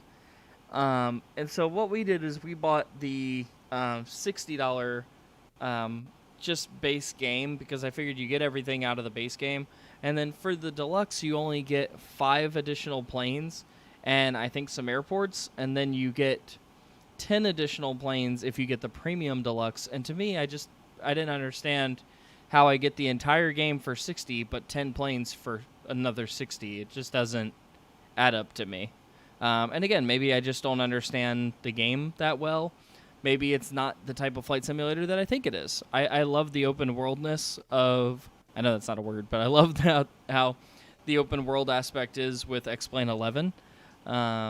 It's very, very popular to me. I absolutely enjoy it. I can go anywhere in the world that I want to at any time and know that it'll be loaded almost as accurately as it is in real life, including landing at some places and having it be exactly the same as if you were driving there. But I don't know if Microsoft Flight Simulator is going to be that way. I don't know if it's just a giant like compilation list of like pre-rendered things, you know? So like, yeah, you can fly around Atlanta Hartsfield, but you may not be able to go to like KMCO or some of the places that we really like because you haven't bought those airports. I'm not sure how that all works. Also, let me see. I think that it's cheaper in your country. Maybe. Yeah, it's 60 here. Well, that's what I'm wondering. I don't know if it does. Does it have open world? It was kind of like pitched like it had open world, right? But you know that sometimes, like Microsoft Flight Simulator really likes to do, especially in the earlier games like Steam and stuff, you can do like these little simulations of like pre-landing, you know, like landing on an aircraft carrier where it like puts you about, you know, let's say 2,000 feet out or something, and you could practice landing on the aircraft carrier. But I mean, X-Plane has that too. You can set up like pre-rendered destinations, but I always like to simulate real-world flight because eventually I plan on getting a pilot's license. So that's why I really like the practice. I don't know up to what extent it's like that. Always there in a second when I see that notification, I always say hello for some reason. We do like to receive your good morning LOs for sure. Every day I'll be up and checking on that day's upload to make sure that it went well and went smoothly and like all the kinks are worked out of it, which is why that one day we found the video that had an editing error in it that I forgot to fix. So I was working on it at around noon our time. And I see your comments every day. I see the LOs. Autogen Airports is quite bad.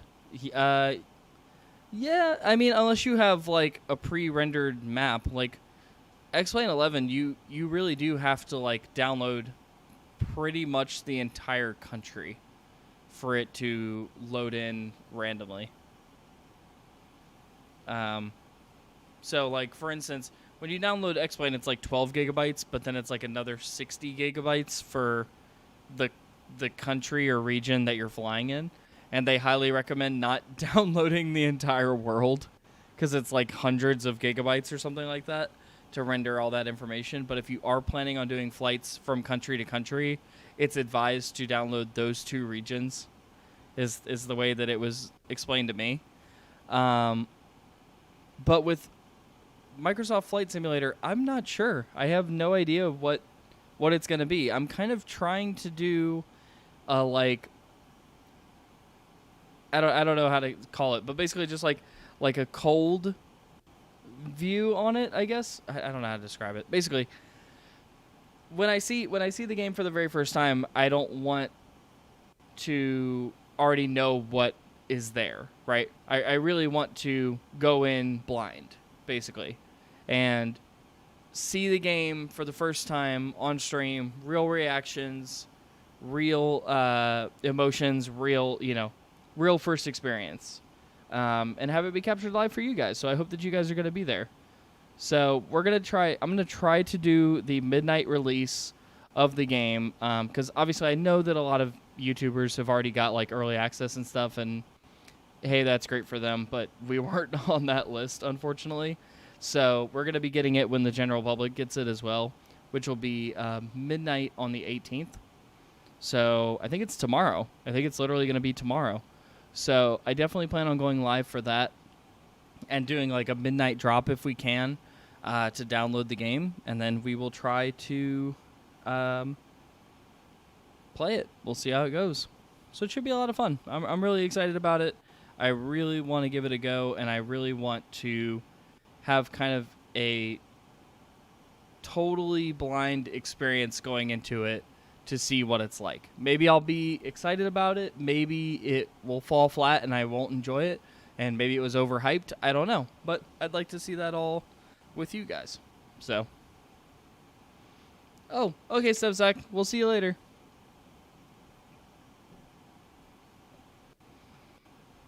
But yeah, I want to thank you guys for giving me your input, because it really does help me kind of figure out what people want to see on the channel, and gives me an idea of what we can do on our end to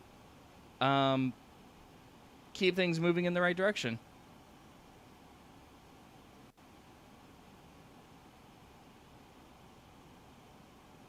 Your vids make me so happy when I first wake up, and if I'm not there in the first second, I overslept.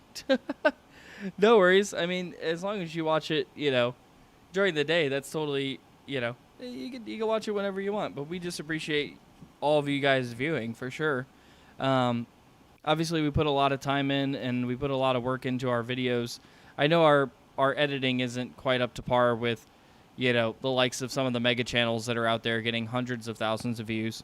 But we are a small channel, and we are kind of working our way through things and trying to navigate this landscape, because even though there's a lot of videos out there that try to explain how to YouTube, it's a lot harder than it looks. It's definitely a challenge, but we like the challenge, so it's a good thing. But yeah, have a great night, Stepzak. Thanks for coming by. I appreciate it.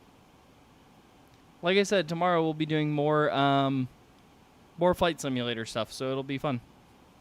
But it's going to be Microsoft Flight Simulator. So what we'll probably do is we'll do a X-Plane flight leading up to the midnight premiere, and then once the game drops, we will change gears over to the new game and check out the new game first look right off the bat and see how it goes.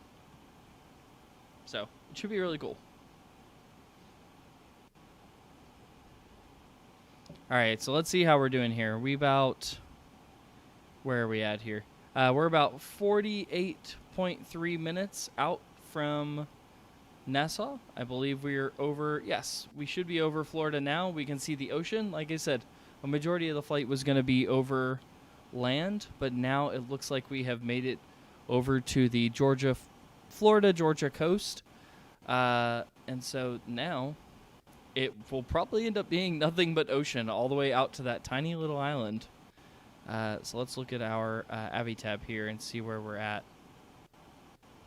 Let's see. Yes, there we are. We're right over Jacksonville, Florida. So right underneath us should be a giant city, actually. And yeah, right back over there.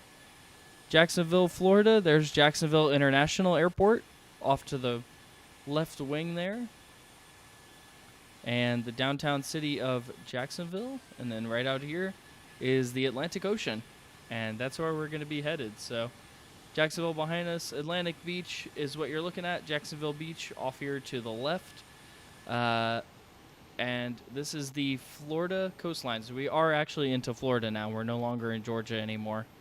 So we're going to go past Fruit Cove down here and head out over the ocean to Nassau. So the cool thing about this flight plan is even though we will end up out here over the coastline, we will still be in view of the beach in case anything goes wrong. We can turn inwards and come back to Florida to land. But eventually we will end up out here by Freeport, Bahama, and that will be way off the coast of Florida. So we may have to land at one of the islands, or we would have to cut back and go to Florida. But good news is we are at 30,000 feet, so we can pretty well coast to just about anywhere. I believe our coast range is like something crazy, like a couple 100 miles at this altitude. So I'm not too worried about it. And then we'll go down past Freeport and into Nassau, Bahama for our final landing. I think we will cut the stream as soon as we land in Nassau since it's still about 40 minutes out. And we are roughly, I didn't check the time, already 2 hours into the stream, so we will definitely more than likely be cutting it as soon as we land. But I appreciate you guys for watching, for sure. So, got some lights there on board. And yeah, like I said, so right back there is Jacksonville. Oh, that's so cool. You can actually see where ships, like the port, is for ships to come in to the airport and land at the marina that's right in there. So that's a marina, and then right out there is where the ships would come and go from the ocean. Super, super cool. That's awesome. Okay, we'll go back into the cockpit here. You're not a mega channel, but you're my favorite channel. Well, I appreciate that. Like I said, we're not quite to the style or format of a mega channel, but at the same time, I like to think that we're doing okay. I mean, we still bring in a couple hundred views a day across our whole channel. And I still know that we're only a couple years into this. We haven't done this for very long. So, and on top of that, we also are always building and growing the channel. It may not be completely apparent on the viewer side, but on our side, we literally just got a couple more mic stands, so that way, like if you watched our Monopoly video, Squiggle didn't have a very good microphone, and that was because we didn't have one for him. So he was using Megbug's microphone to capture his audio, and we found out during the editing process of that video that it did not sound well at all. It really was not good. But of course, you know, it would take refilming the entire thing, and you know, you wouldn't get the true reactions of us all if we did, so that's why we ended up posting it. But we immediately went into the works of getting him his own microphone, so now from here on out, whenever all four of us play, there will be 4 microphones for everybody to use. So little things like that are what we try to work on to make the channel as good as we can, and try to make it as entertaining as possible. And that's really what we strive for. I mean, because I know the mega channels, it's all about the money, it's all about the views, it's all about the numbers and the analytics and things like that. And I think to some extent that's what YouTube is as well. For any size channel, you know, you still got to make your numbers, you still got to, check your analytics, find out what your audience wants to watch and things like that. But for us, really, to be as transparent as possible, we don't make anything for doing these. So we just try to do it for the fun of doing it and for the entertainment value that we bring to our viewers. And that's why we do it. All right, so it would appear that we have made it to the left side of the coastline here. So if we look out, let's see. Oh, there we are. Oh, come on, turn the camera. Game's starting to get a little laggy. There we go. Okay. Yes, so now we are over here on the left side of the... Uh-oh. Game's not responding. Ah. Oh, scary times. Okay.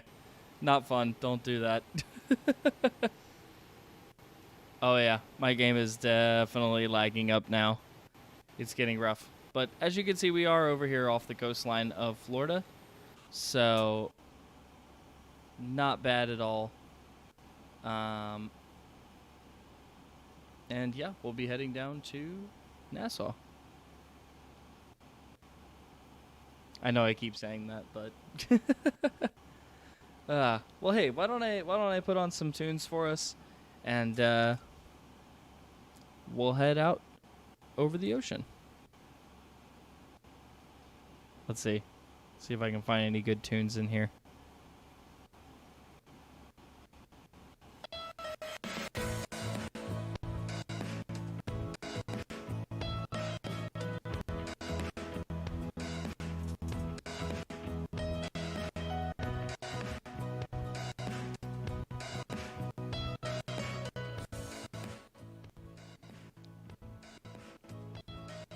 There we go. How's that? That sound pretty good? Or does it sound bad? Let me know in the chat box.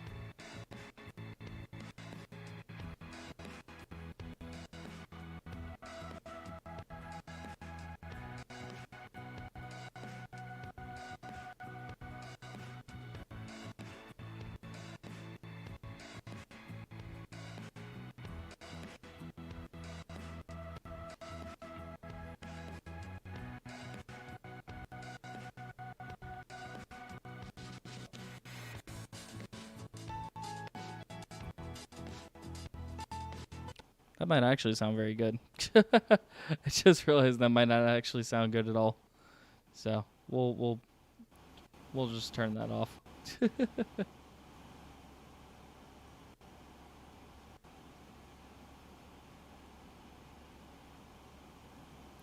let's see. Yep, got about 42 more minutes.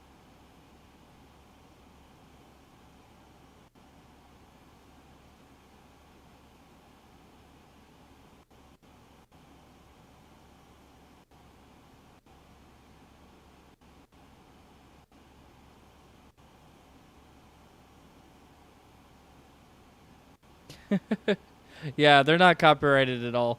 But I didn't know if it actually sounded good or not. It sounded pretty staticky on my end, so I wasn't sure if it would sound good over the live stream or not. Did it sound pretty good? Was it coming out pretty clear, or was it coming out pretty staticky?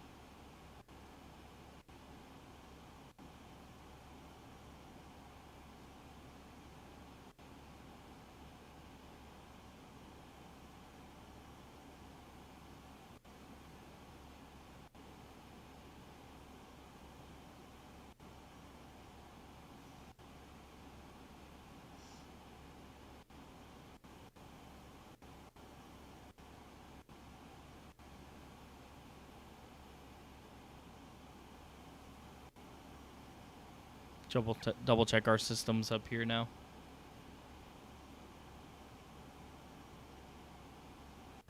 Okay, not bad. Looks like we're doing pretty good for oxygen. Remember, we are over 18,000 feet, so the cabin does have to be pressurized to allow for oxygen flow. So we are using our own onboard oxygen to breathe instead of oxygen from outside. So, interesting little fact.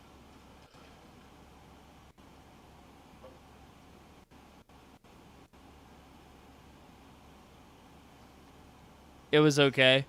But was it staticky at all, or was it like crystal clear? I mean, I don't know if it was good, like if the music was actually good, but I just want to know if like the quality was okay.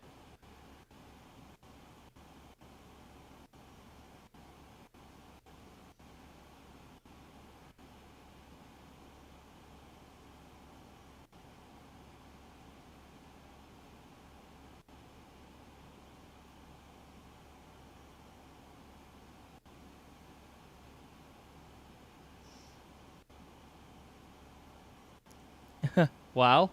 What wow?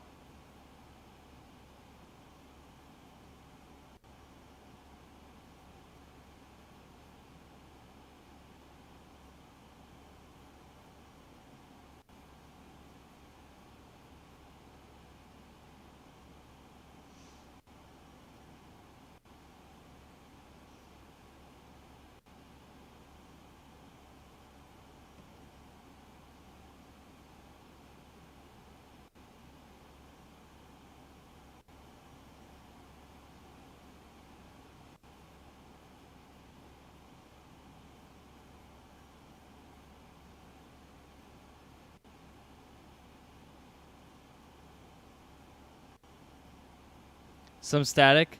Oh yeah, I bet it was. Yeah, that's what I was hearing as well, and I wasn't really it it didn't sound good to me, so I just kind of let it go.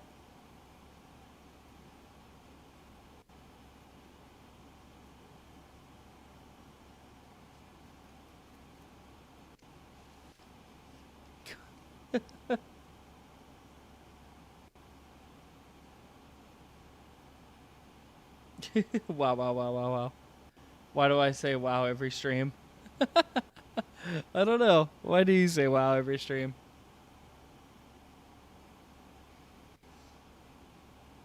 Well, hey, I don't normally do this when on board an aircraft, but since you're the only one on board with us right now currently, I think we can take a quick trip back to the. We are on autopilot, and we did leave our co-pilot.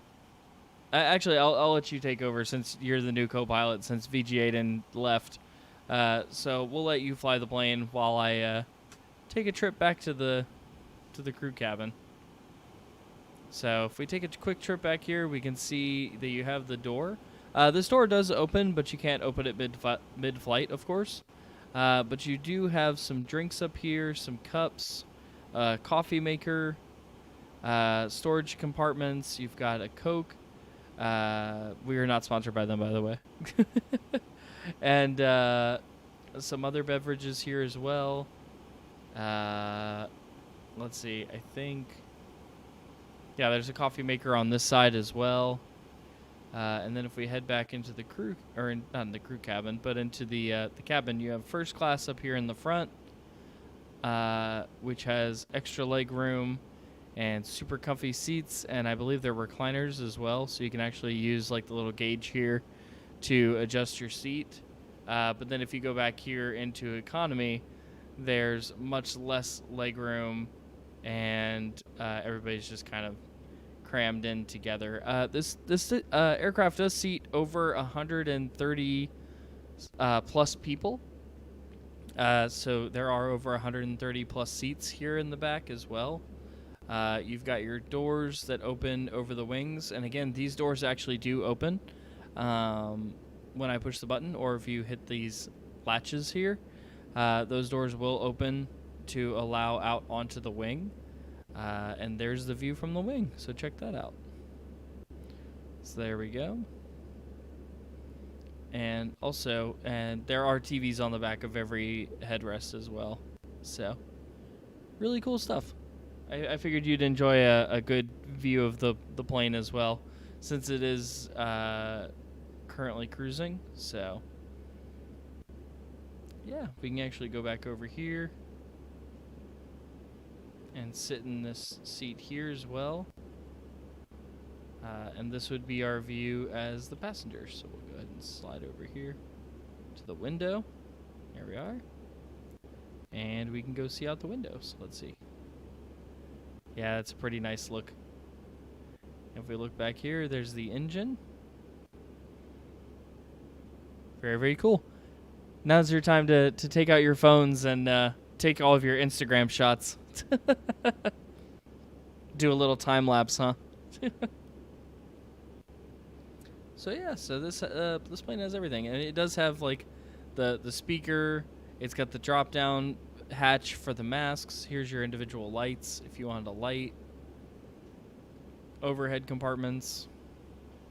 A guy doing the nice symbol on the back of these. He's like, nice.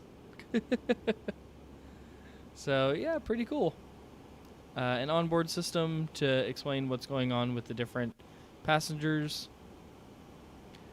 And like I said, both these doors do open, so you can open these if we were on the ground. So we'll go ahead and go back into the cockpit here. There we go. Close the door. All right, we'll jump back in our seat. So here we go. All right, and there we are, back flying the plane. What if we jump off the wing? You can actually, you can jump off the wing if you wanted to. Very nice. But yeah, let's see. Just double check all of our onboard systems once more. We can actually switch seats, so if you wanted to see what your point of view would be if you were the co-pilot, this is the view out of your window. Not bad. There's the Florida coast out there. Actually, that's an airport there. I wonder what airport that is. Let me double check. Avitab. Let's see. What airport is that? Oh, that's Daytona. That's Daytona International. Very, very cool. So yeah, there's the Daytona International Airport too. We've definitely flown out of there a couple times. And fun fact, I don't know if any of you guys have ever seen Air Force Proud 95, but that's his home airport as well. So if you ever watch any of his flight vlogs, that is his home airport that he takes off out of from time to time. So, fun facts. But yeah, so we are very far off the coast now, once again, like I was saying. Very much just ocean down there. That's not ocean, that's a cloud. Or that's not an island, that's a cloud. It's very much ocean below it. So yeah. But yeah, so if we sit here, this would be the view from the co-pilot seat. And I think we'll sit over here for a minute while we fly. So yeah, we have our map here. And we also have our map here, but it also would show terrain if there was any. But of course, it is just sea level below us right now.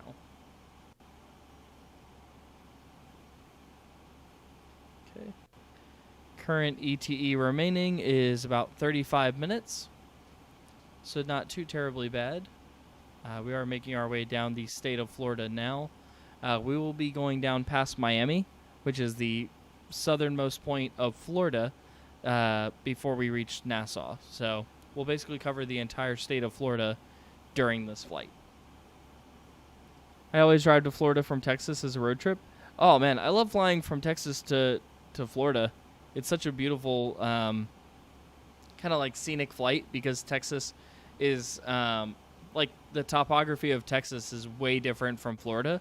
So it's a nice transition from Texas to New Orleans to the Gulf of Mexico and then on into Florida. And usually I try to land at our home airport of KMCO.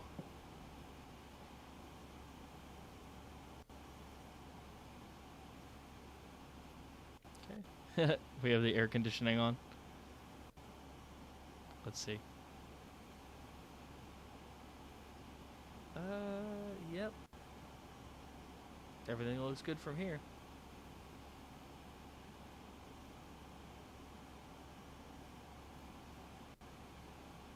Okay. And of course, we don't have to have too many lights on either. So the funny thing is, a lot of people think, like, they look at this and they're like, oh my gosh, I have no idea what any of that does. But honestly, a majority of it is lighting. Like, down here is all lighting. All of this down here underneath the yokes is lighting. So this whole panel down here is lighting. This is lighting. And, you know, this whole right side is just stuff for the passengers, like air conditioning, heating, circulating fans, cabin temperatures, whether in the cockpit or in the crew cabin, or excuse me, in the cockpit or in the passenger cabin, and things like that. So yeah, it's not too terrible to try to understand.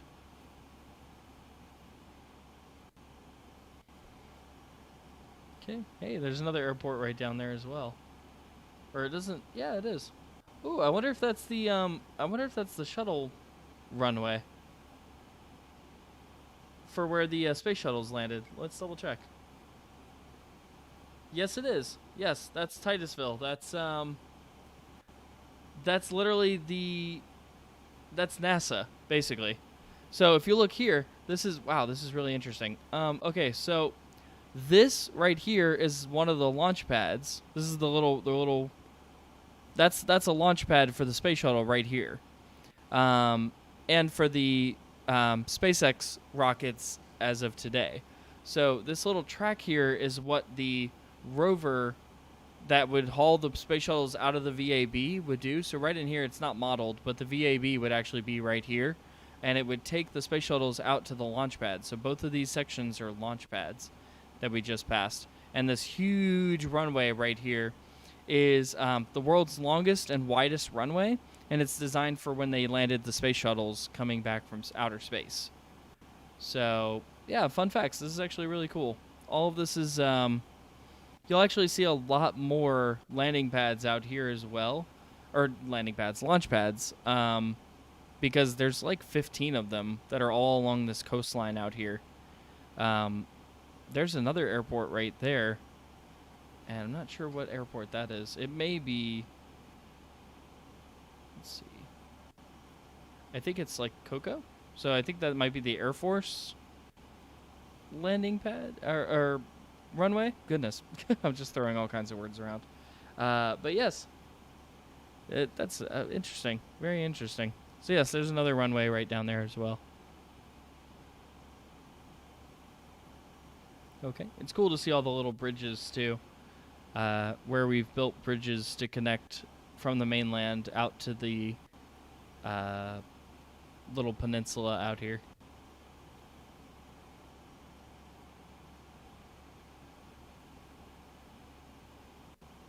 Yep. So all of that out there is the state of Florida.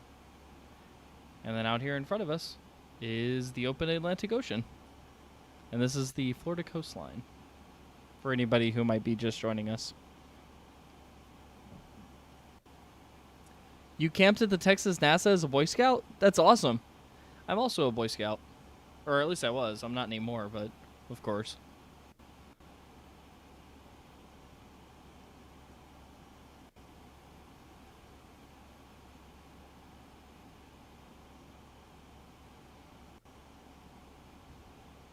Yes, we are very, very, very far off the coast of Florida now. We are down around mid-Florida, so if we look here, here's Merritt Island, Melbourne, Orlando, Kissimmee, Lakeland, the Villages, Spring Hill, Ocala, all kinds of stuff out here. All right. And very soon, we should be coming up on Freeport, Bahama. So we'll be at our first Bahamian island right off the coast of West Palm Beach. So, fun fact, from an airplane, we might actually be able to see West Palm Beach and Freeport at the same time, which is not possible in a ship.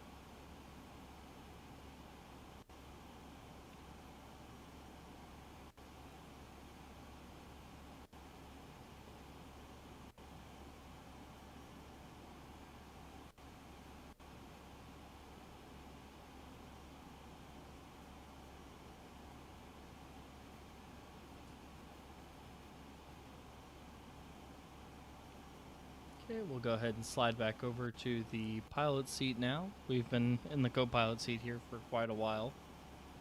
So we'll head back over here. A lot of people also don't know this, but this little tiller wheel here on the side is how you actually can control your landing gear when you're on the runway. So for instance, if you, well, not if you don't want to, but basically you can use the tiller wheel instead of the pedals to turn right or left with your rudder pedals. So for instance, if for instance you want to turn to the right, you could either push your right rudder pedal forward, or you could also turn this wheel. So if I do it right now, because we're not on the ground, it's just doing yaw. So if you notice me changing the position of the rudder pedals, is just making the tail kind of swing back and forth. So you notice it'll go to the left and back to the right. And that's what the rudder's doing. So there we are. Okay, and the autopilot is aligning for that little maneuver that we just did. So there it goes. The autopilot's correcting our action. But yes, once we get back on the ground and begin to taxi, this will turn also. But it's because we have gear up right now that this doesn't turn.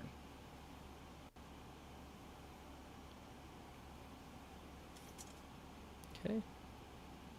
Got about 29 minutes. We will begin our descent at roughly about 15 minutes from Nassau, Bahama, I think. So that's when we'll begin our descent. We'll descend at about roughly, I would say, 2,000 feet per minute, give or take, maybe 1,500. And that should put us right on the glide path for the ILS. So we're going to go Muni to, let me double check. We'll have to look at our flight plan here. Yeah, so we'll go from Muni to FI-14 into runway 14. And we, I believe, can capture that at 2,000, but I'm not 100% sure. Oh, it looks like 1698 here. That's what it says. So 1,700 for Muni, 1698 at FI-14, and then the landing altitude, the runway altitude, will be at 67 feet. So that's pretty crazy for anybody who doesn't live in Florida or the Bahamas. This is 67 feet above sea level. It's very, I mean, it's literally an island. It's very, very close to sea level. So, yeah, so we'll capture our ILS approach here at 1698. So basically 1,700 feet. We'll probably come in at about 1,600. That way we'll come in under the glide slope capture point.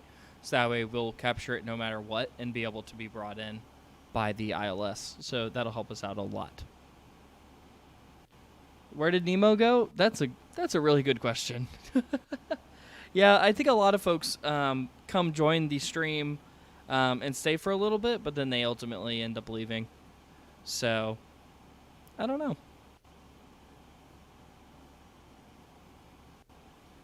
So, yeah, we have about 209 nautical miles left to go until we hit our first waypoint. Again, if we look out the window, getting much, much further away from the Florida coastline as we work our way down to the Bahamas. We are currently heading roughly southwest towards Nassau. And I'll try to bring up our map here as well again, so that way everybody can see it. Okay, so we are very far off the coast of Florida from Palm Bay, Melbourne area, coming down by Sebastian and Vero Beach. And we're heading straight down towards Freeport. So we'll be flying right over Freeport on our way down to Nassau. So that's where we're headed. And I'll go ahead and leave this up so that way everybody can see it. There we are. I wish there was a way that I could program my flight plan into this so that way it would show up a magenta line to where I'm heading, but I don't think it can do that.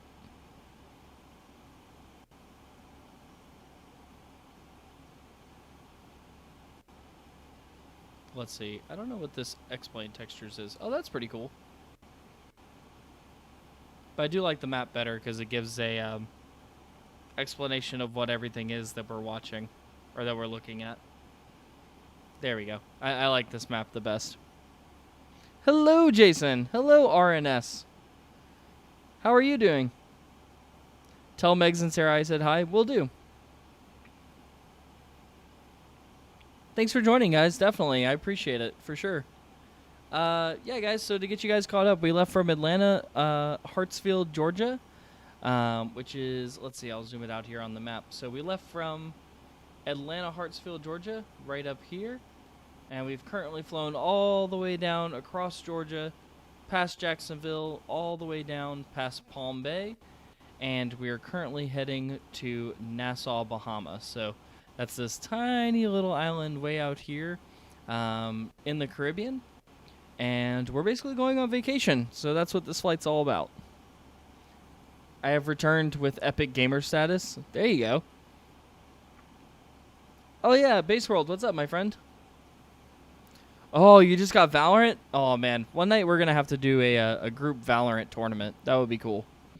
Have everybody be on one team or have multiple teams where we just do, like, 1v1s versus everybody. That would be so cool. We'll have to do that one night after all the flight simming. But yeah, guys, so we're heading down past Port St. Lucie. So we'll go, yeah, Palm Bay, Melbourne, Port St. Lucie, Freeport, and Nassau. So, not bad. I'm also very bad at it, Jason, so no worries. Been flying again in X-Plane, got XP Realistic version 2, and Dales and stuff. That's awesome. Very, very cool.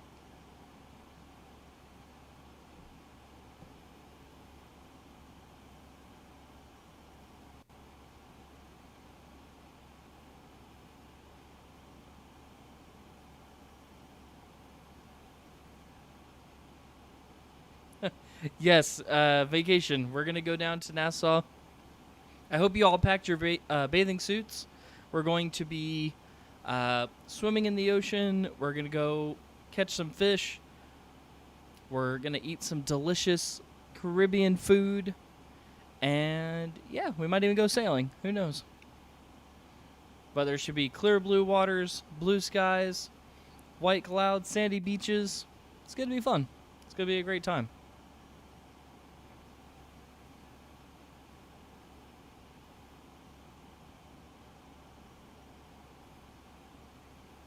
Also, Base World, if you're gonna fly in, if you've been flying an X-Plane, you should fly for our airline because we do have you as a member of our airline.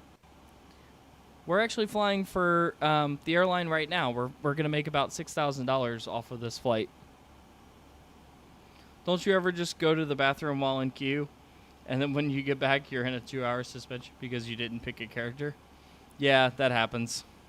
Yeah, that definitely happens.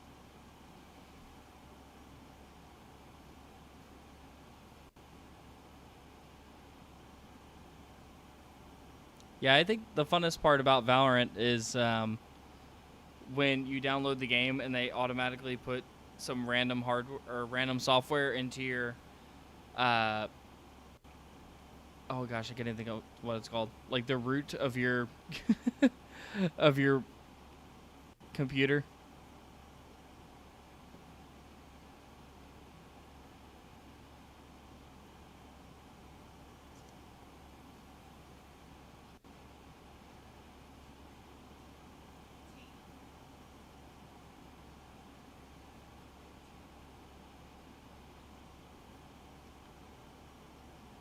Okay, so now we're flying, let's see, Port St. Lucie, Freeport, West Palm, Boynton Beach, Pompano. There's a whole lot. There's a ton of beaches in Florida because basically this entire coastline over here is the Atlantic Ocean. So, and the funny thing is, seriously, if you guys ever end up on a Florida beach, if you go to any one of these beaches, every single one of them is different. You would think that they're all the same, or that it's basically, you know, if you've seen one beach, you've seen 1,000 beaches, but they are all completely different. Some of them are very steep. Some of them have really big waves. Some of them have hardly any waves at all. It's pretty crazy. So I highly recommend checking it out if you guys ever travel down to the Florida area.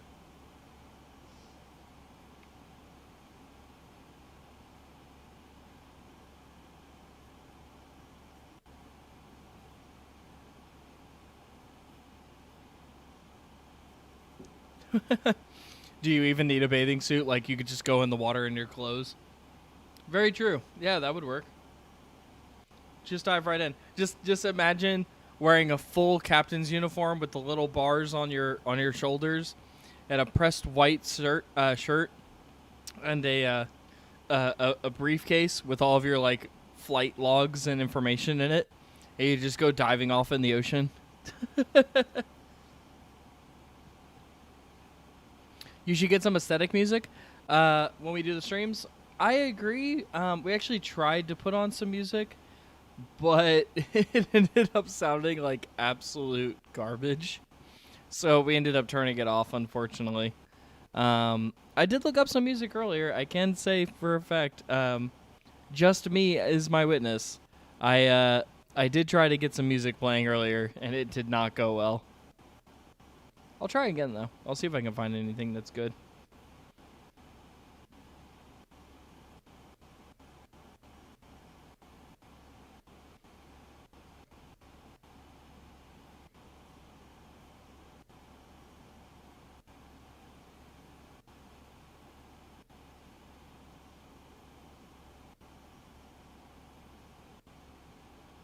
Let's see. I'll see if I can find us some music real quick. I'm not good with big waves. Yeah, me either. Unless I have a boogie board. Boogie boards are awesome. You're just all like sitting on a boogie board. Next thing you know, big wave. And you're just like, yeah. Alright, let's try this music. I don't know if it's going to sound good or not.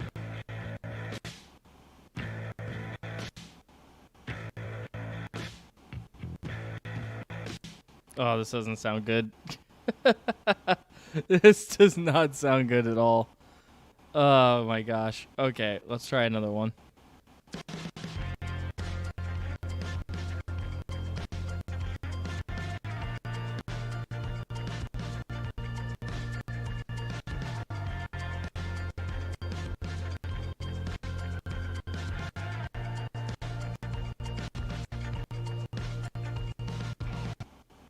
I don't know. How did that sound, guys?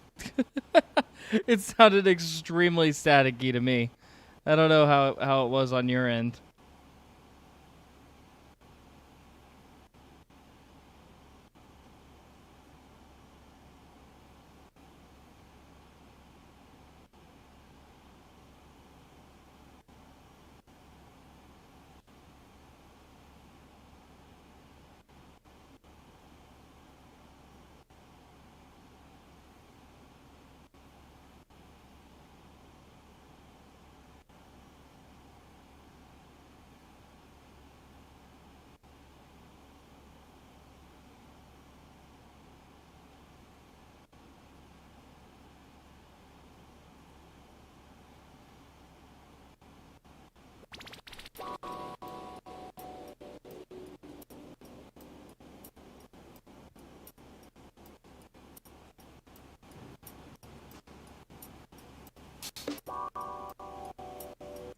I don't know how this music sounds, but good luck. I don't know. We'll see how it goes.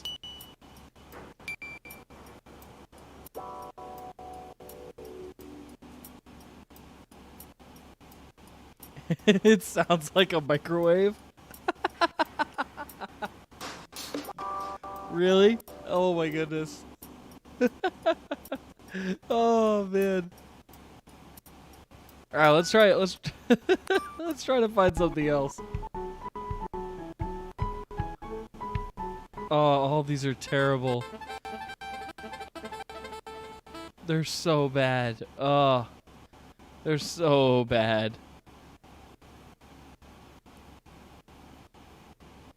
It sounded bad. I know. No, you're not mean at all. I agree 100%. I take no offense whatsoever. These all sound so terrible. Oh, these are so bad. They're so, so, so bad.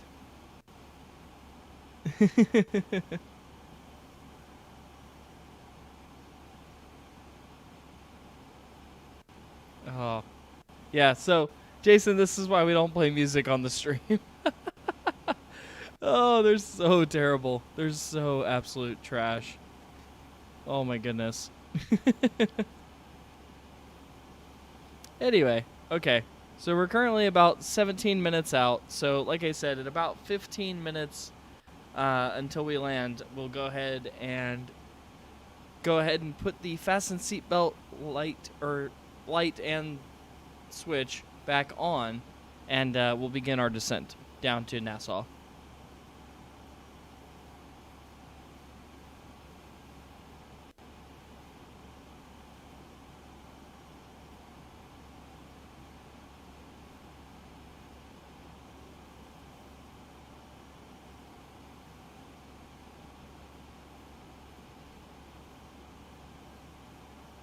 All right, T-minus 17 minutes. Fantastic. We'll go ahead and go for an outside view. Looks like we got Freeport, Bahama right outside the front window, so let's get a good look at that. Fantastic. So yes, there's Freeport, Bahama, and if we were going to Freeport today, which I have definitely landed there before, there's the airstrip that you would land at, right off the coast there. Okay. And way off in the distance is Florida. So all of that out there is Florida. But we are very, very, very far from the coastline now. Flying right over the middle of Freeport. So again, if we look at our Avi tab here to give you an idea of where we are, we'll be flying right over Freeport, West Palm Beach. Like I said earlier, you'll be able to see Freeport and just barely be able to see Florida at the same time thanks to our altitude.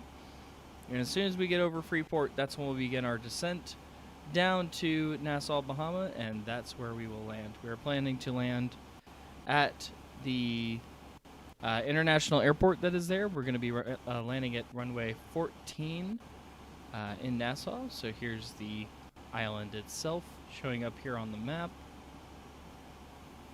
There we go. They do have a lake right in the middle of the island.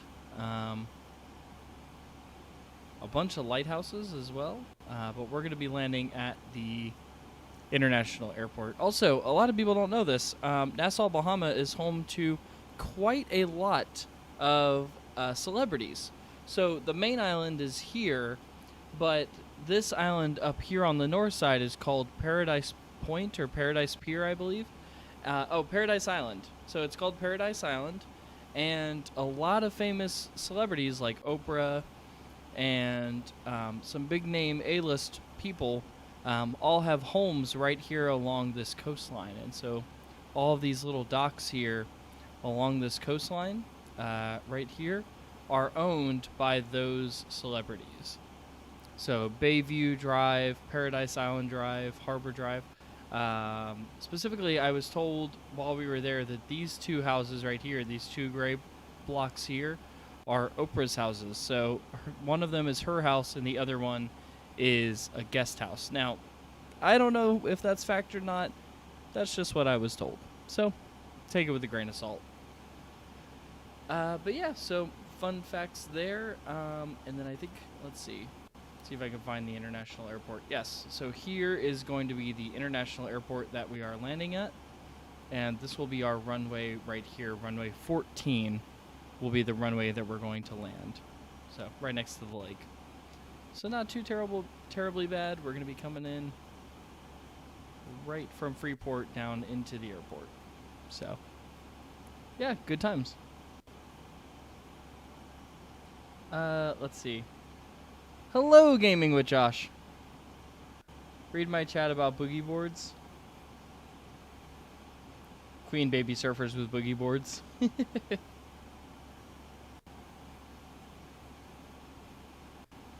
Yeah, for just cheese balls.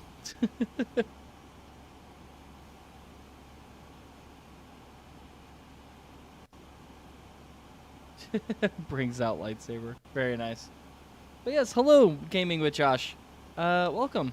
Welcome to the live stream, friend.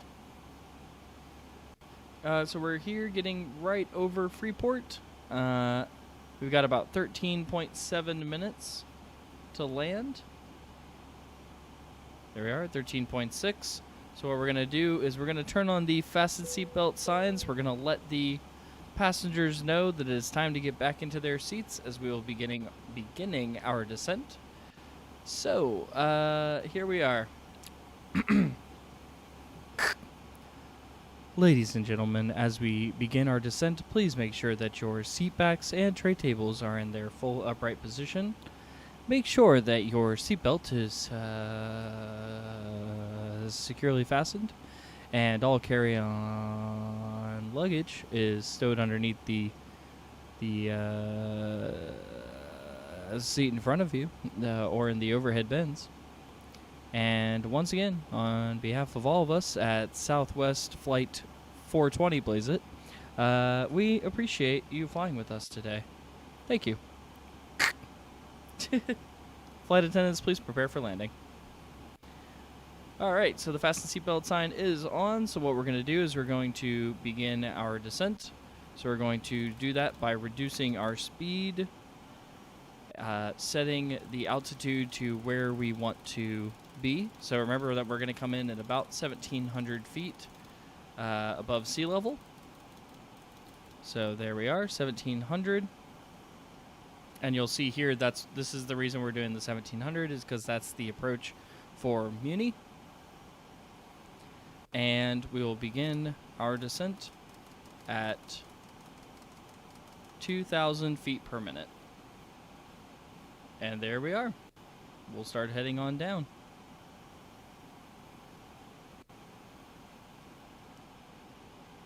So what about Rocky the Rock? Didn't we appoint... I believe we appointed him co-pilot, didn't we? No, I'm just kidding. Just me as the co-pilot. So there we go, 0.70. What we're going to be doing now is looking at our altimeter, because as soon as we hit 18,000 feet, that's when we're going to want to transition to the local barometric pressure. And to do that, we're going to need to listen to the ATIS. So that's what we're going to be listening out for as well.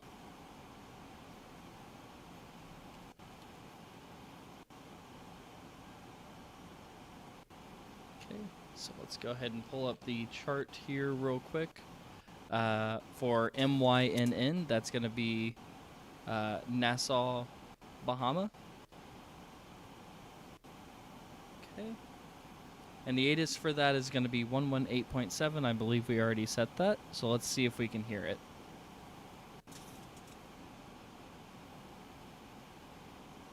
Alright, as I expected, we might be too far out still to hear the ATIS. So, no worries. I believe the sound is on. Yeah, the sound's on. So we would hear it if we could hear it, but we can't. So we will be on the lookout for that on our way in.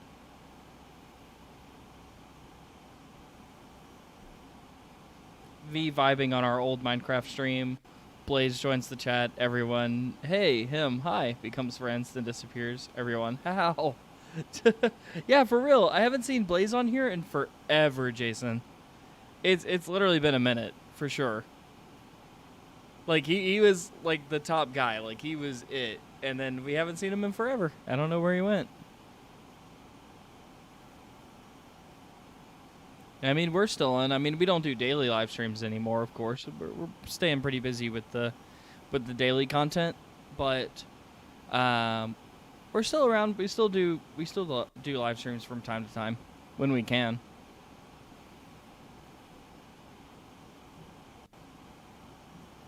Okay, so we got about 11 minutes to land. We're 78 nautical miles out from Muni.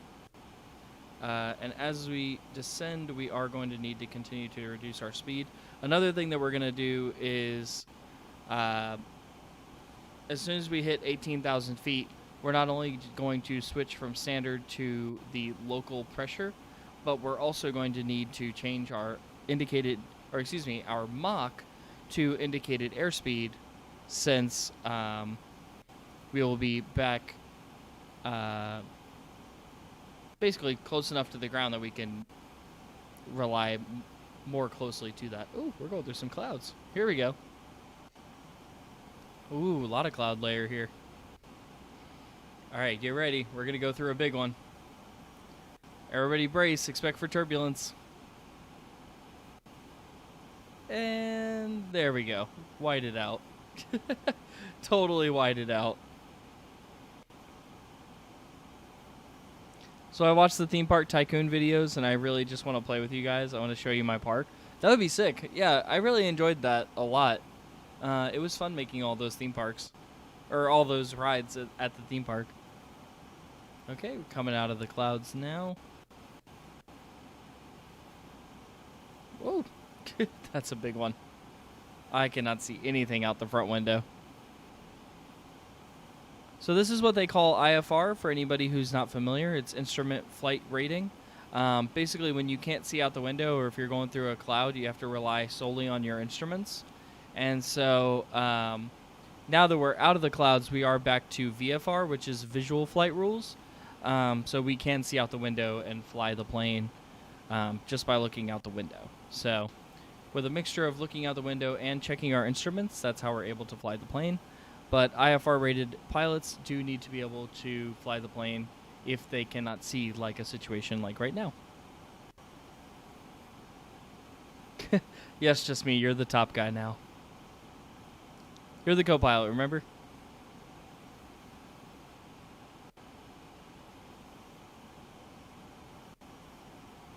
But yeah, so we have roughly 9 minutes till we reach Mooney. We are now at 21,000 feet and ascending, so doing pretty good there. Current speed is 0.70 as I have it set to, but we will reduce that to 350 as soon as we hit 18,000 feet.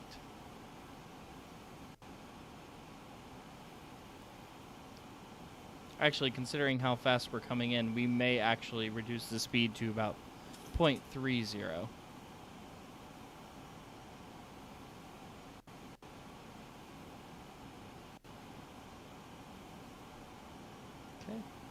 And once again, we are totally whited out. Seems like there's a lot of clouds up here at 20,000 feet.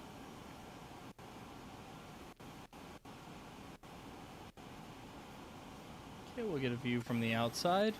Oh yeah, it's very, very cloudy here in the Caribbean. Might even be a little rainstorm. Remember, this is real weather, guys, so whatever the weather is outside is what the weather is right now in the game. So it's apparently very, very cloudy in the Bahamas. Very cool. You really only could see the ocean down there anyway, but this is still a pretty cool view, for sure.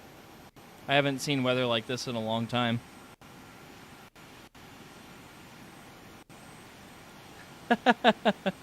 Points to the stream. That's him, sir. That's the one who keeps me up at night. Well, I appreciate that. I'm happy to aid in your insomnia.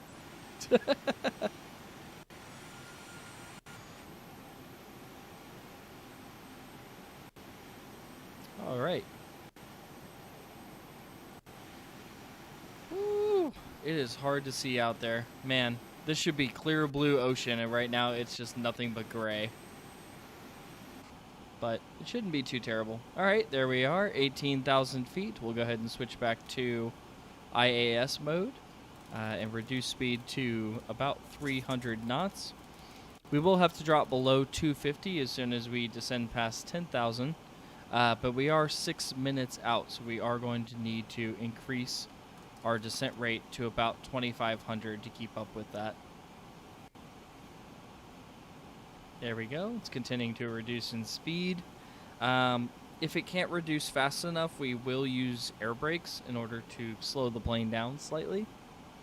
But it won't be too terrible. 45 nautical miles out now, 6.6 minutes. Yeah, I think at 2,500 feet per minute, we'll definitely be at the altitude we want to be at. So we'll be fine.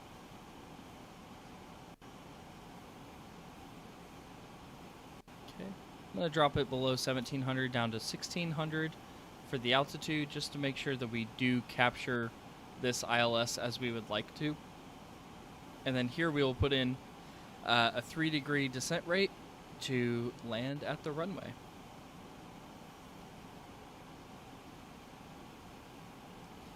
I'm literally the guy that says hello.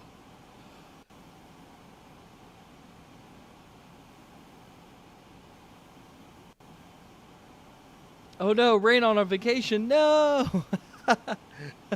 I agree.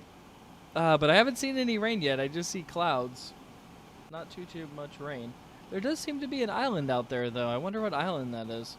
I can just barely see it through the clouds.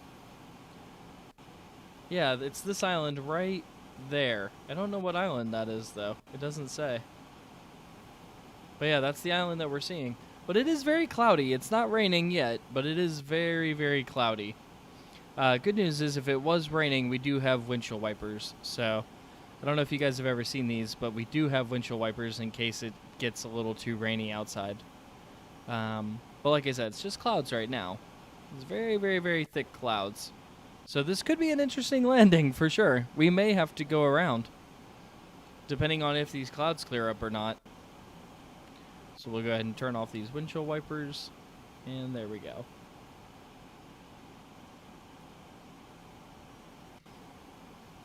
Okay, about halfway between Freeport and Nassau, down by Miami, like I was saying earlier, is the southernmost point of Florida. So that's where we are currently. So there's Nassau, Bahama. Coming around these islands. Once again, I wish I knew what these islands were. Leave a message in the description if you guys, or not description, but in the chat if you guys know what this island is here, because it's not displaying for me.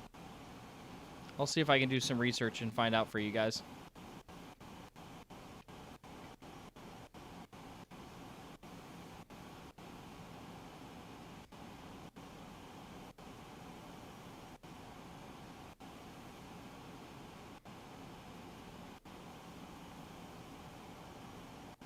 Okay, after a little bit of research, it looks like it is Great Harbor Cay. So Great Harbor Cay, and there is a runway on that on that island as well. It's MYBG, if anybody's curious. And then, so this one here is Great Harbor Cay. And then down here, we have Chub Cay for this one, and Big and Little Whale Cay over here on the right. So this is Big Whale Cay and this is Little Whale Cay. So hey, the more you know. I'd never heard of those places before.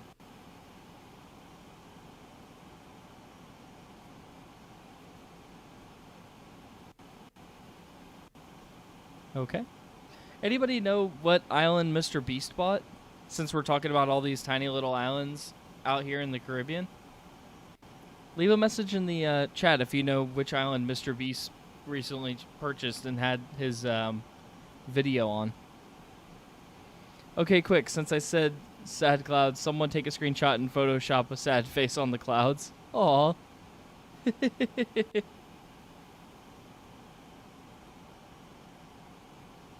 coconut nut is a giant nut.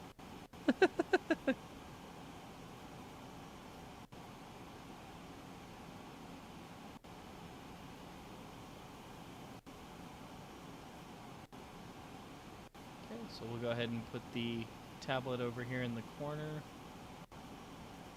There we go. And it looks like we got, yep, so that's Great Whale Cay right out in front of us. So this island right here out in front of us is Great Whale Cay, and then Little Whale Cay is off to the left. So that's what this one is here. And I don't believe there's any islands on those runways. Or runways on those islands. Oh my goodness. Oh, I can't believe I said that.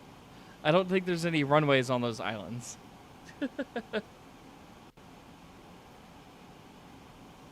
Okay, so how far out are we? We're about 3 minutes from Mooney. So not too bad at all. I think we made great time. We really did. We got here in about 3 hours, give or take. So that's not a bad flight at all. I think we made really good time.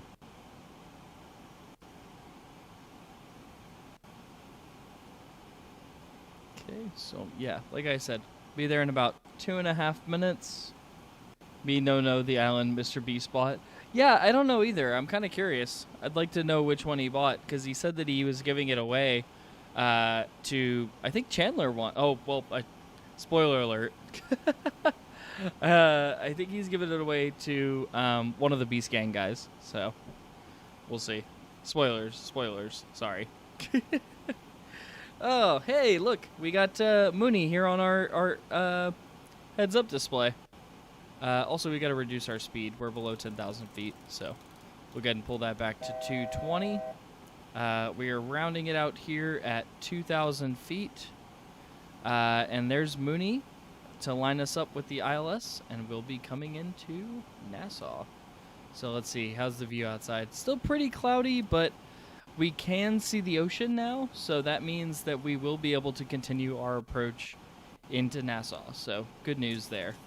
So like I said, the plane is naturally rounding itself out to cancel our descent, so we will hold at 1,600 feet above sea level. You now can see the indicators starting to light up there for the ILS approach. So there's our our localizer and our vertical, and we are at 1,600 feet above sea level. So that's where we're going to hold at currently. I don't believe we were able to ever get the ATIS. Let's try and listen for it again. Linden Pindling INTL. Hey, there it is. Nassau. Information Whiskey. 1600 Zulu weather. Wind 130 at 8. Visibility 10. Sky conditions 2,500 few. 22,000 scattered. Temperature 28. Dew point 23. Altimeter 3000. All right, 3000. Arriving runway 14. Departing runway 14. Advise on initial contact, you have whiskey. All right, and we have information whiskey. Fantastic. Okay, so we were able to get the ATIS after all, so we are 3000 in the indicator. And we are about half a minute out from Muni, and we can see the localizer coming in there for the ILS approach. It's slowly working its way into the center, and then we will see our vertical indicator coming down to meet in the middle, and we will be right on the glide slope for landing. So fantastic, guys. We're doing a great job. So here we go. Like I said, localizer working its way on in, so that means the ILS is working for us. Got about 1 mile till the Mooney intercept. And if we look out our left window, we might actually be able to see Nassau, but it's very, very, very cloudy. So, there we go. So the plane is moving over to the left to align with that localizer. We'll go ahead and reduce our speed even more down to 160. We will put in 5-degree flaps for landing. Okay. And as soon as the vertical indicator is 1 dot above, that's when we're going to go ahead and put down our landing gear. So everybody get ready. This is it. We are here. We're arriving at Nassau. I hope you guys packed your swimming trunks. It's better if we don't know now that Chandler owns it. Very true. The speaker really be like, I just ate applesauce for breakfast. Very nice. Alright, I don't know if we're gonna... We should be able to see the localizer. Or excuse me, we should be able to see the vertical. There it is. Okay, it's very, very hard to see. But Nassau is right here in this gray. Like I said, it's very, very tricky to see in this weather, but we can see, so we will be able to go ahead with our landing. Alright, it says we're showing below glide slope on the indicator, which is good because we wanted to be, so that way we can intercept it. We are about 100 feet below the glide slope as it was requested, because we should capture it here at 1698 at FI 14. So we got about 3 nautical miles before we actually capture the glide slope, so we should start seeing it slide down here in a minute. So like I said, we are right on the localizer. We will be right in the middle of the runway, but we don't know how high we are relative to the runway. So hopefully that indicator starts showing. If not, then we may have to do a go around. It just depends. So like I said, we will continue IAS 160. We've got 15 degrees of flaps for landing, but we will go full flaps. And there it goes. Okay, so we have that indicator moving. Like I said, as soon as it gets 1 dot above, that's when we're going to go and put our landing gear down. Okay, here we go.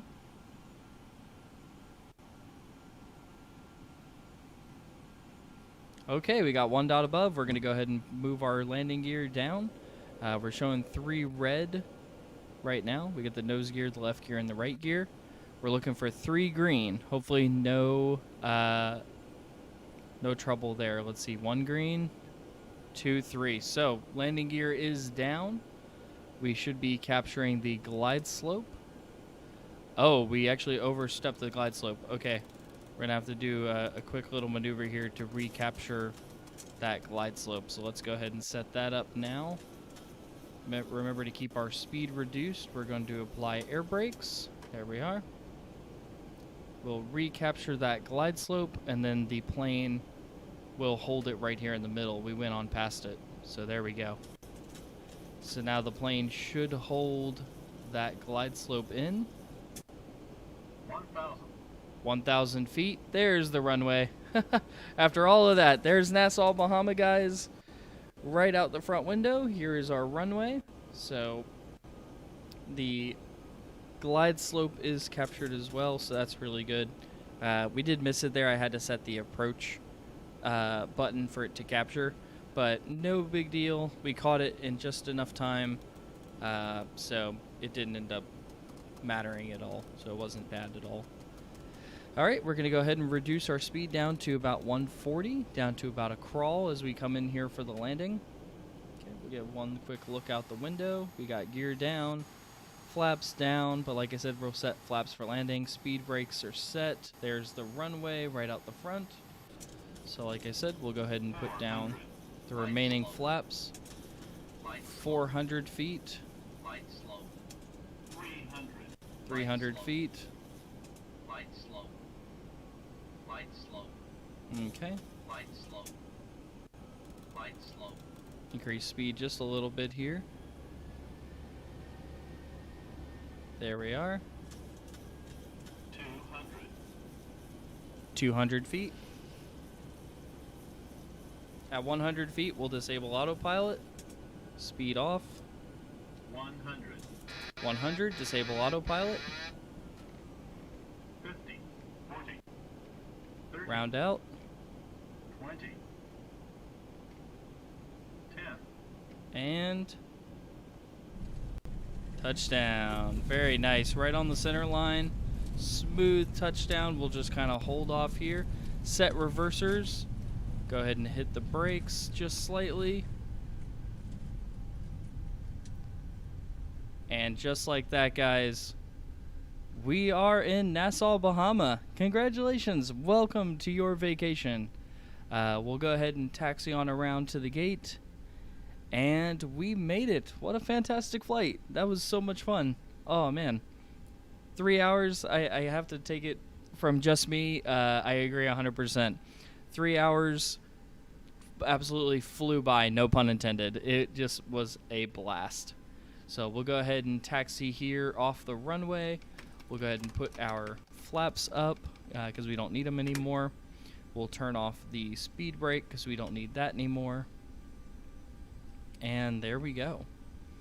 So that'll help us head on over to the gate.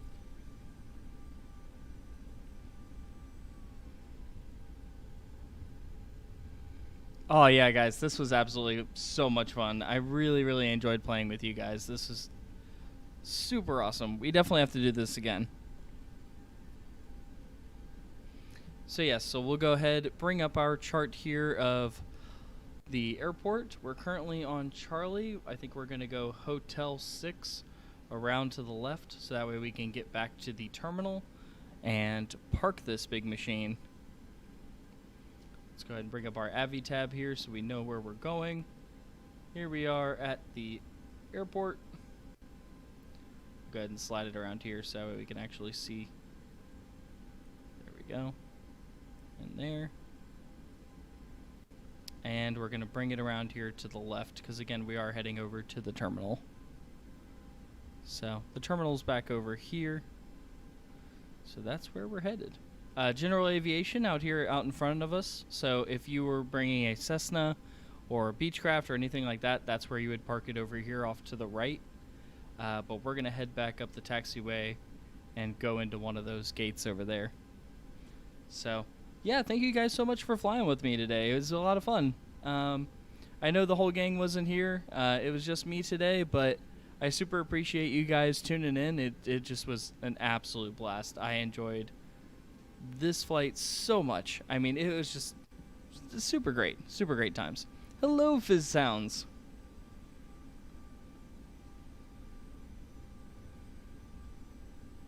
Yeah, I don't know if you were here the whole time, Fizz Sounds, but we just landed in Nassau, Bahamas, so we're actually going on a vacation.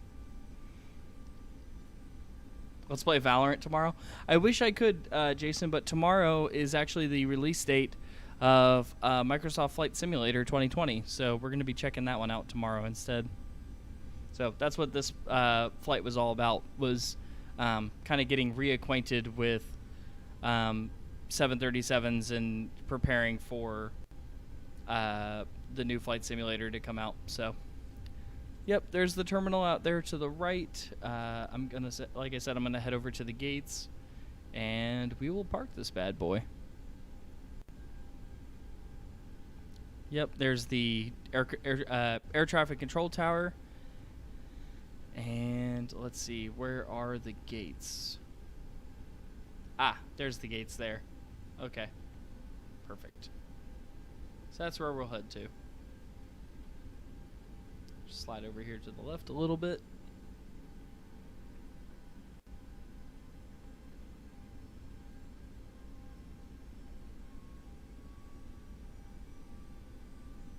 Thank you. Yes, I really enjoy this, Fizz Sounds. I don't, like I said, I don't know if you were here the entire time, but man, the landing was super butter. I don't normally have landings that smooth, but you could barely even tell when we actually touched the ground. I think we'll go around to the right where that little truck is. That's where we'll head to.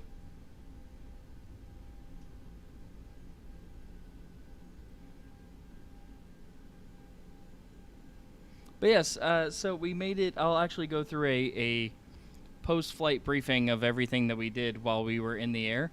But we actually made it all the way down from a couple states away here in the United States, all the way down to the Bahamas. So we're actually in the Caribbean now. So super long-haul flight, super fun, really enjoyed it, absolute blast. And yeah, so there's the whole terminal out there. So here's all the gates and everything, and I think that's where we're going to head to. So here we go. We're going to take this exit here and hang a right.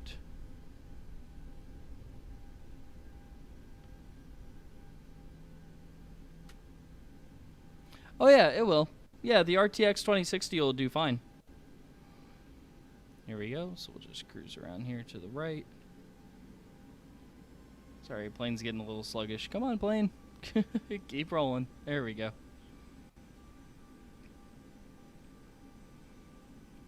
That's better. We'll go to one of these gates over here towards the end. Oh.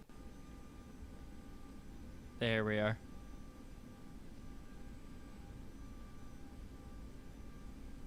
Okay, here we go.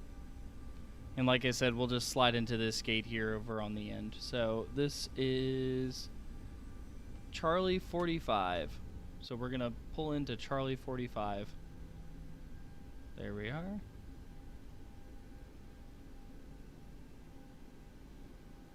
Okay, here we go.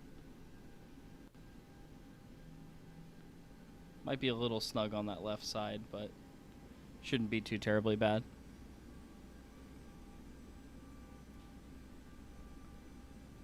Fantastic. So we'll go ahead and pull it in right here.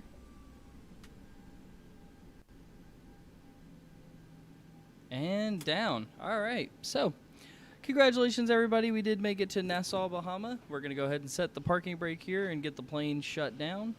Like I said, really fun flight. I will go through a post-flight briefing here in a second as soon as we let the passengers off. And we will go make our money, too. Remember, we were getting paid for this flight. So we earned $6,000 for this flight. Obviously, it's all in simulated money. But really fun time. I really enjoyed it. The engines are cooling down. There we are. Okay, we'll turn off the fuel pumps. Turn off all the lights. Okay. Oops. There we are. Turn off the packs. There we go. Turn off the APU. Awesome. Ground power on. Because we are going to stay on the ground. And we'll turn off the battery switches. Alright. And if we turn off ground power, that's all the systems. So that's us, totally powered down. You're ready for Luigi's Mansion? Oh, we are too. Yeah, me and Sarah are going to play some more Luigi's Mansion tomorrow. So yes, we'll open up this. We could let all the passengers off. And if we look, you actually can open this up as well. And everybody could get out if they wanted to. Now, unfortunately, X-Plane doesn't have the jetways modeled, but I do have a mod that allows you to call up some stairs. So if I request the stairs, there will be a little truck that comes over, pulls up in. Unfortunately, it's going to be right inside this. But yes, you can pull up stairs and walk off that way. So like I said, it's going to be kind of wonky because he's going to be right where the jetway is. But you get the idea. Basically, I could be parked out anywhere and the stairs will come up and let you off. So yeah, so check out these plugins. They're really, really good. I really like them. And like I said, all the doors are able to be opened as well. So you can open up every single door on board. I believe I have a key for them. So let's see. Let me see.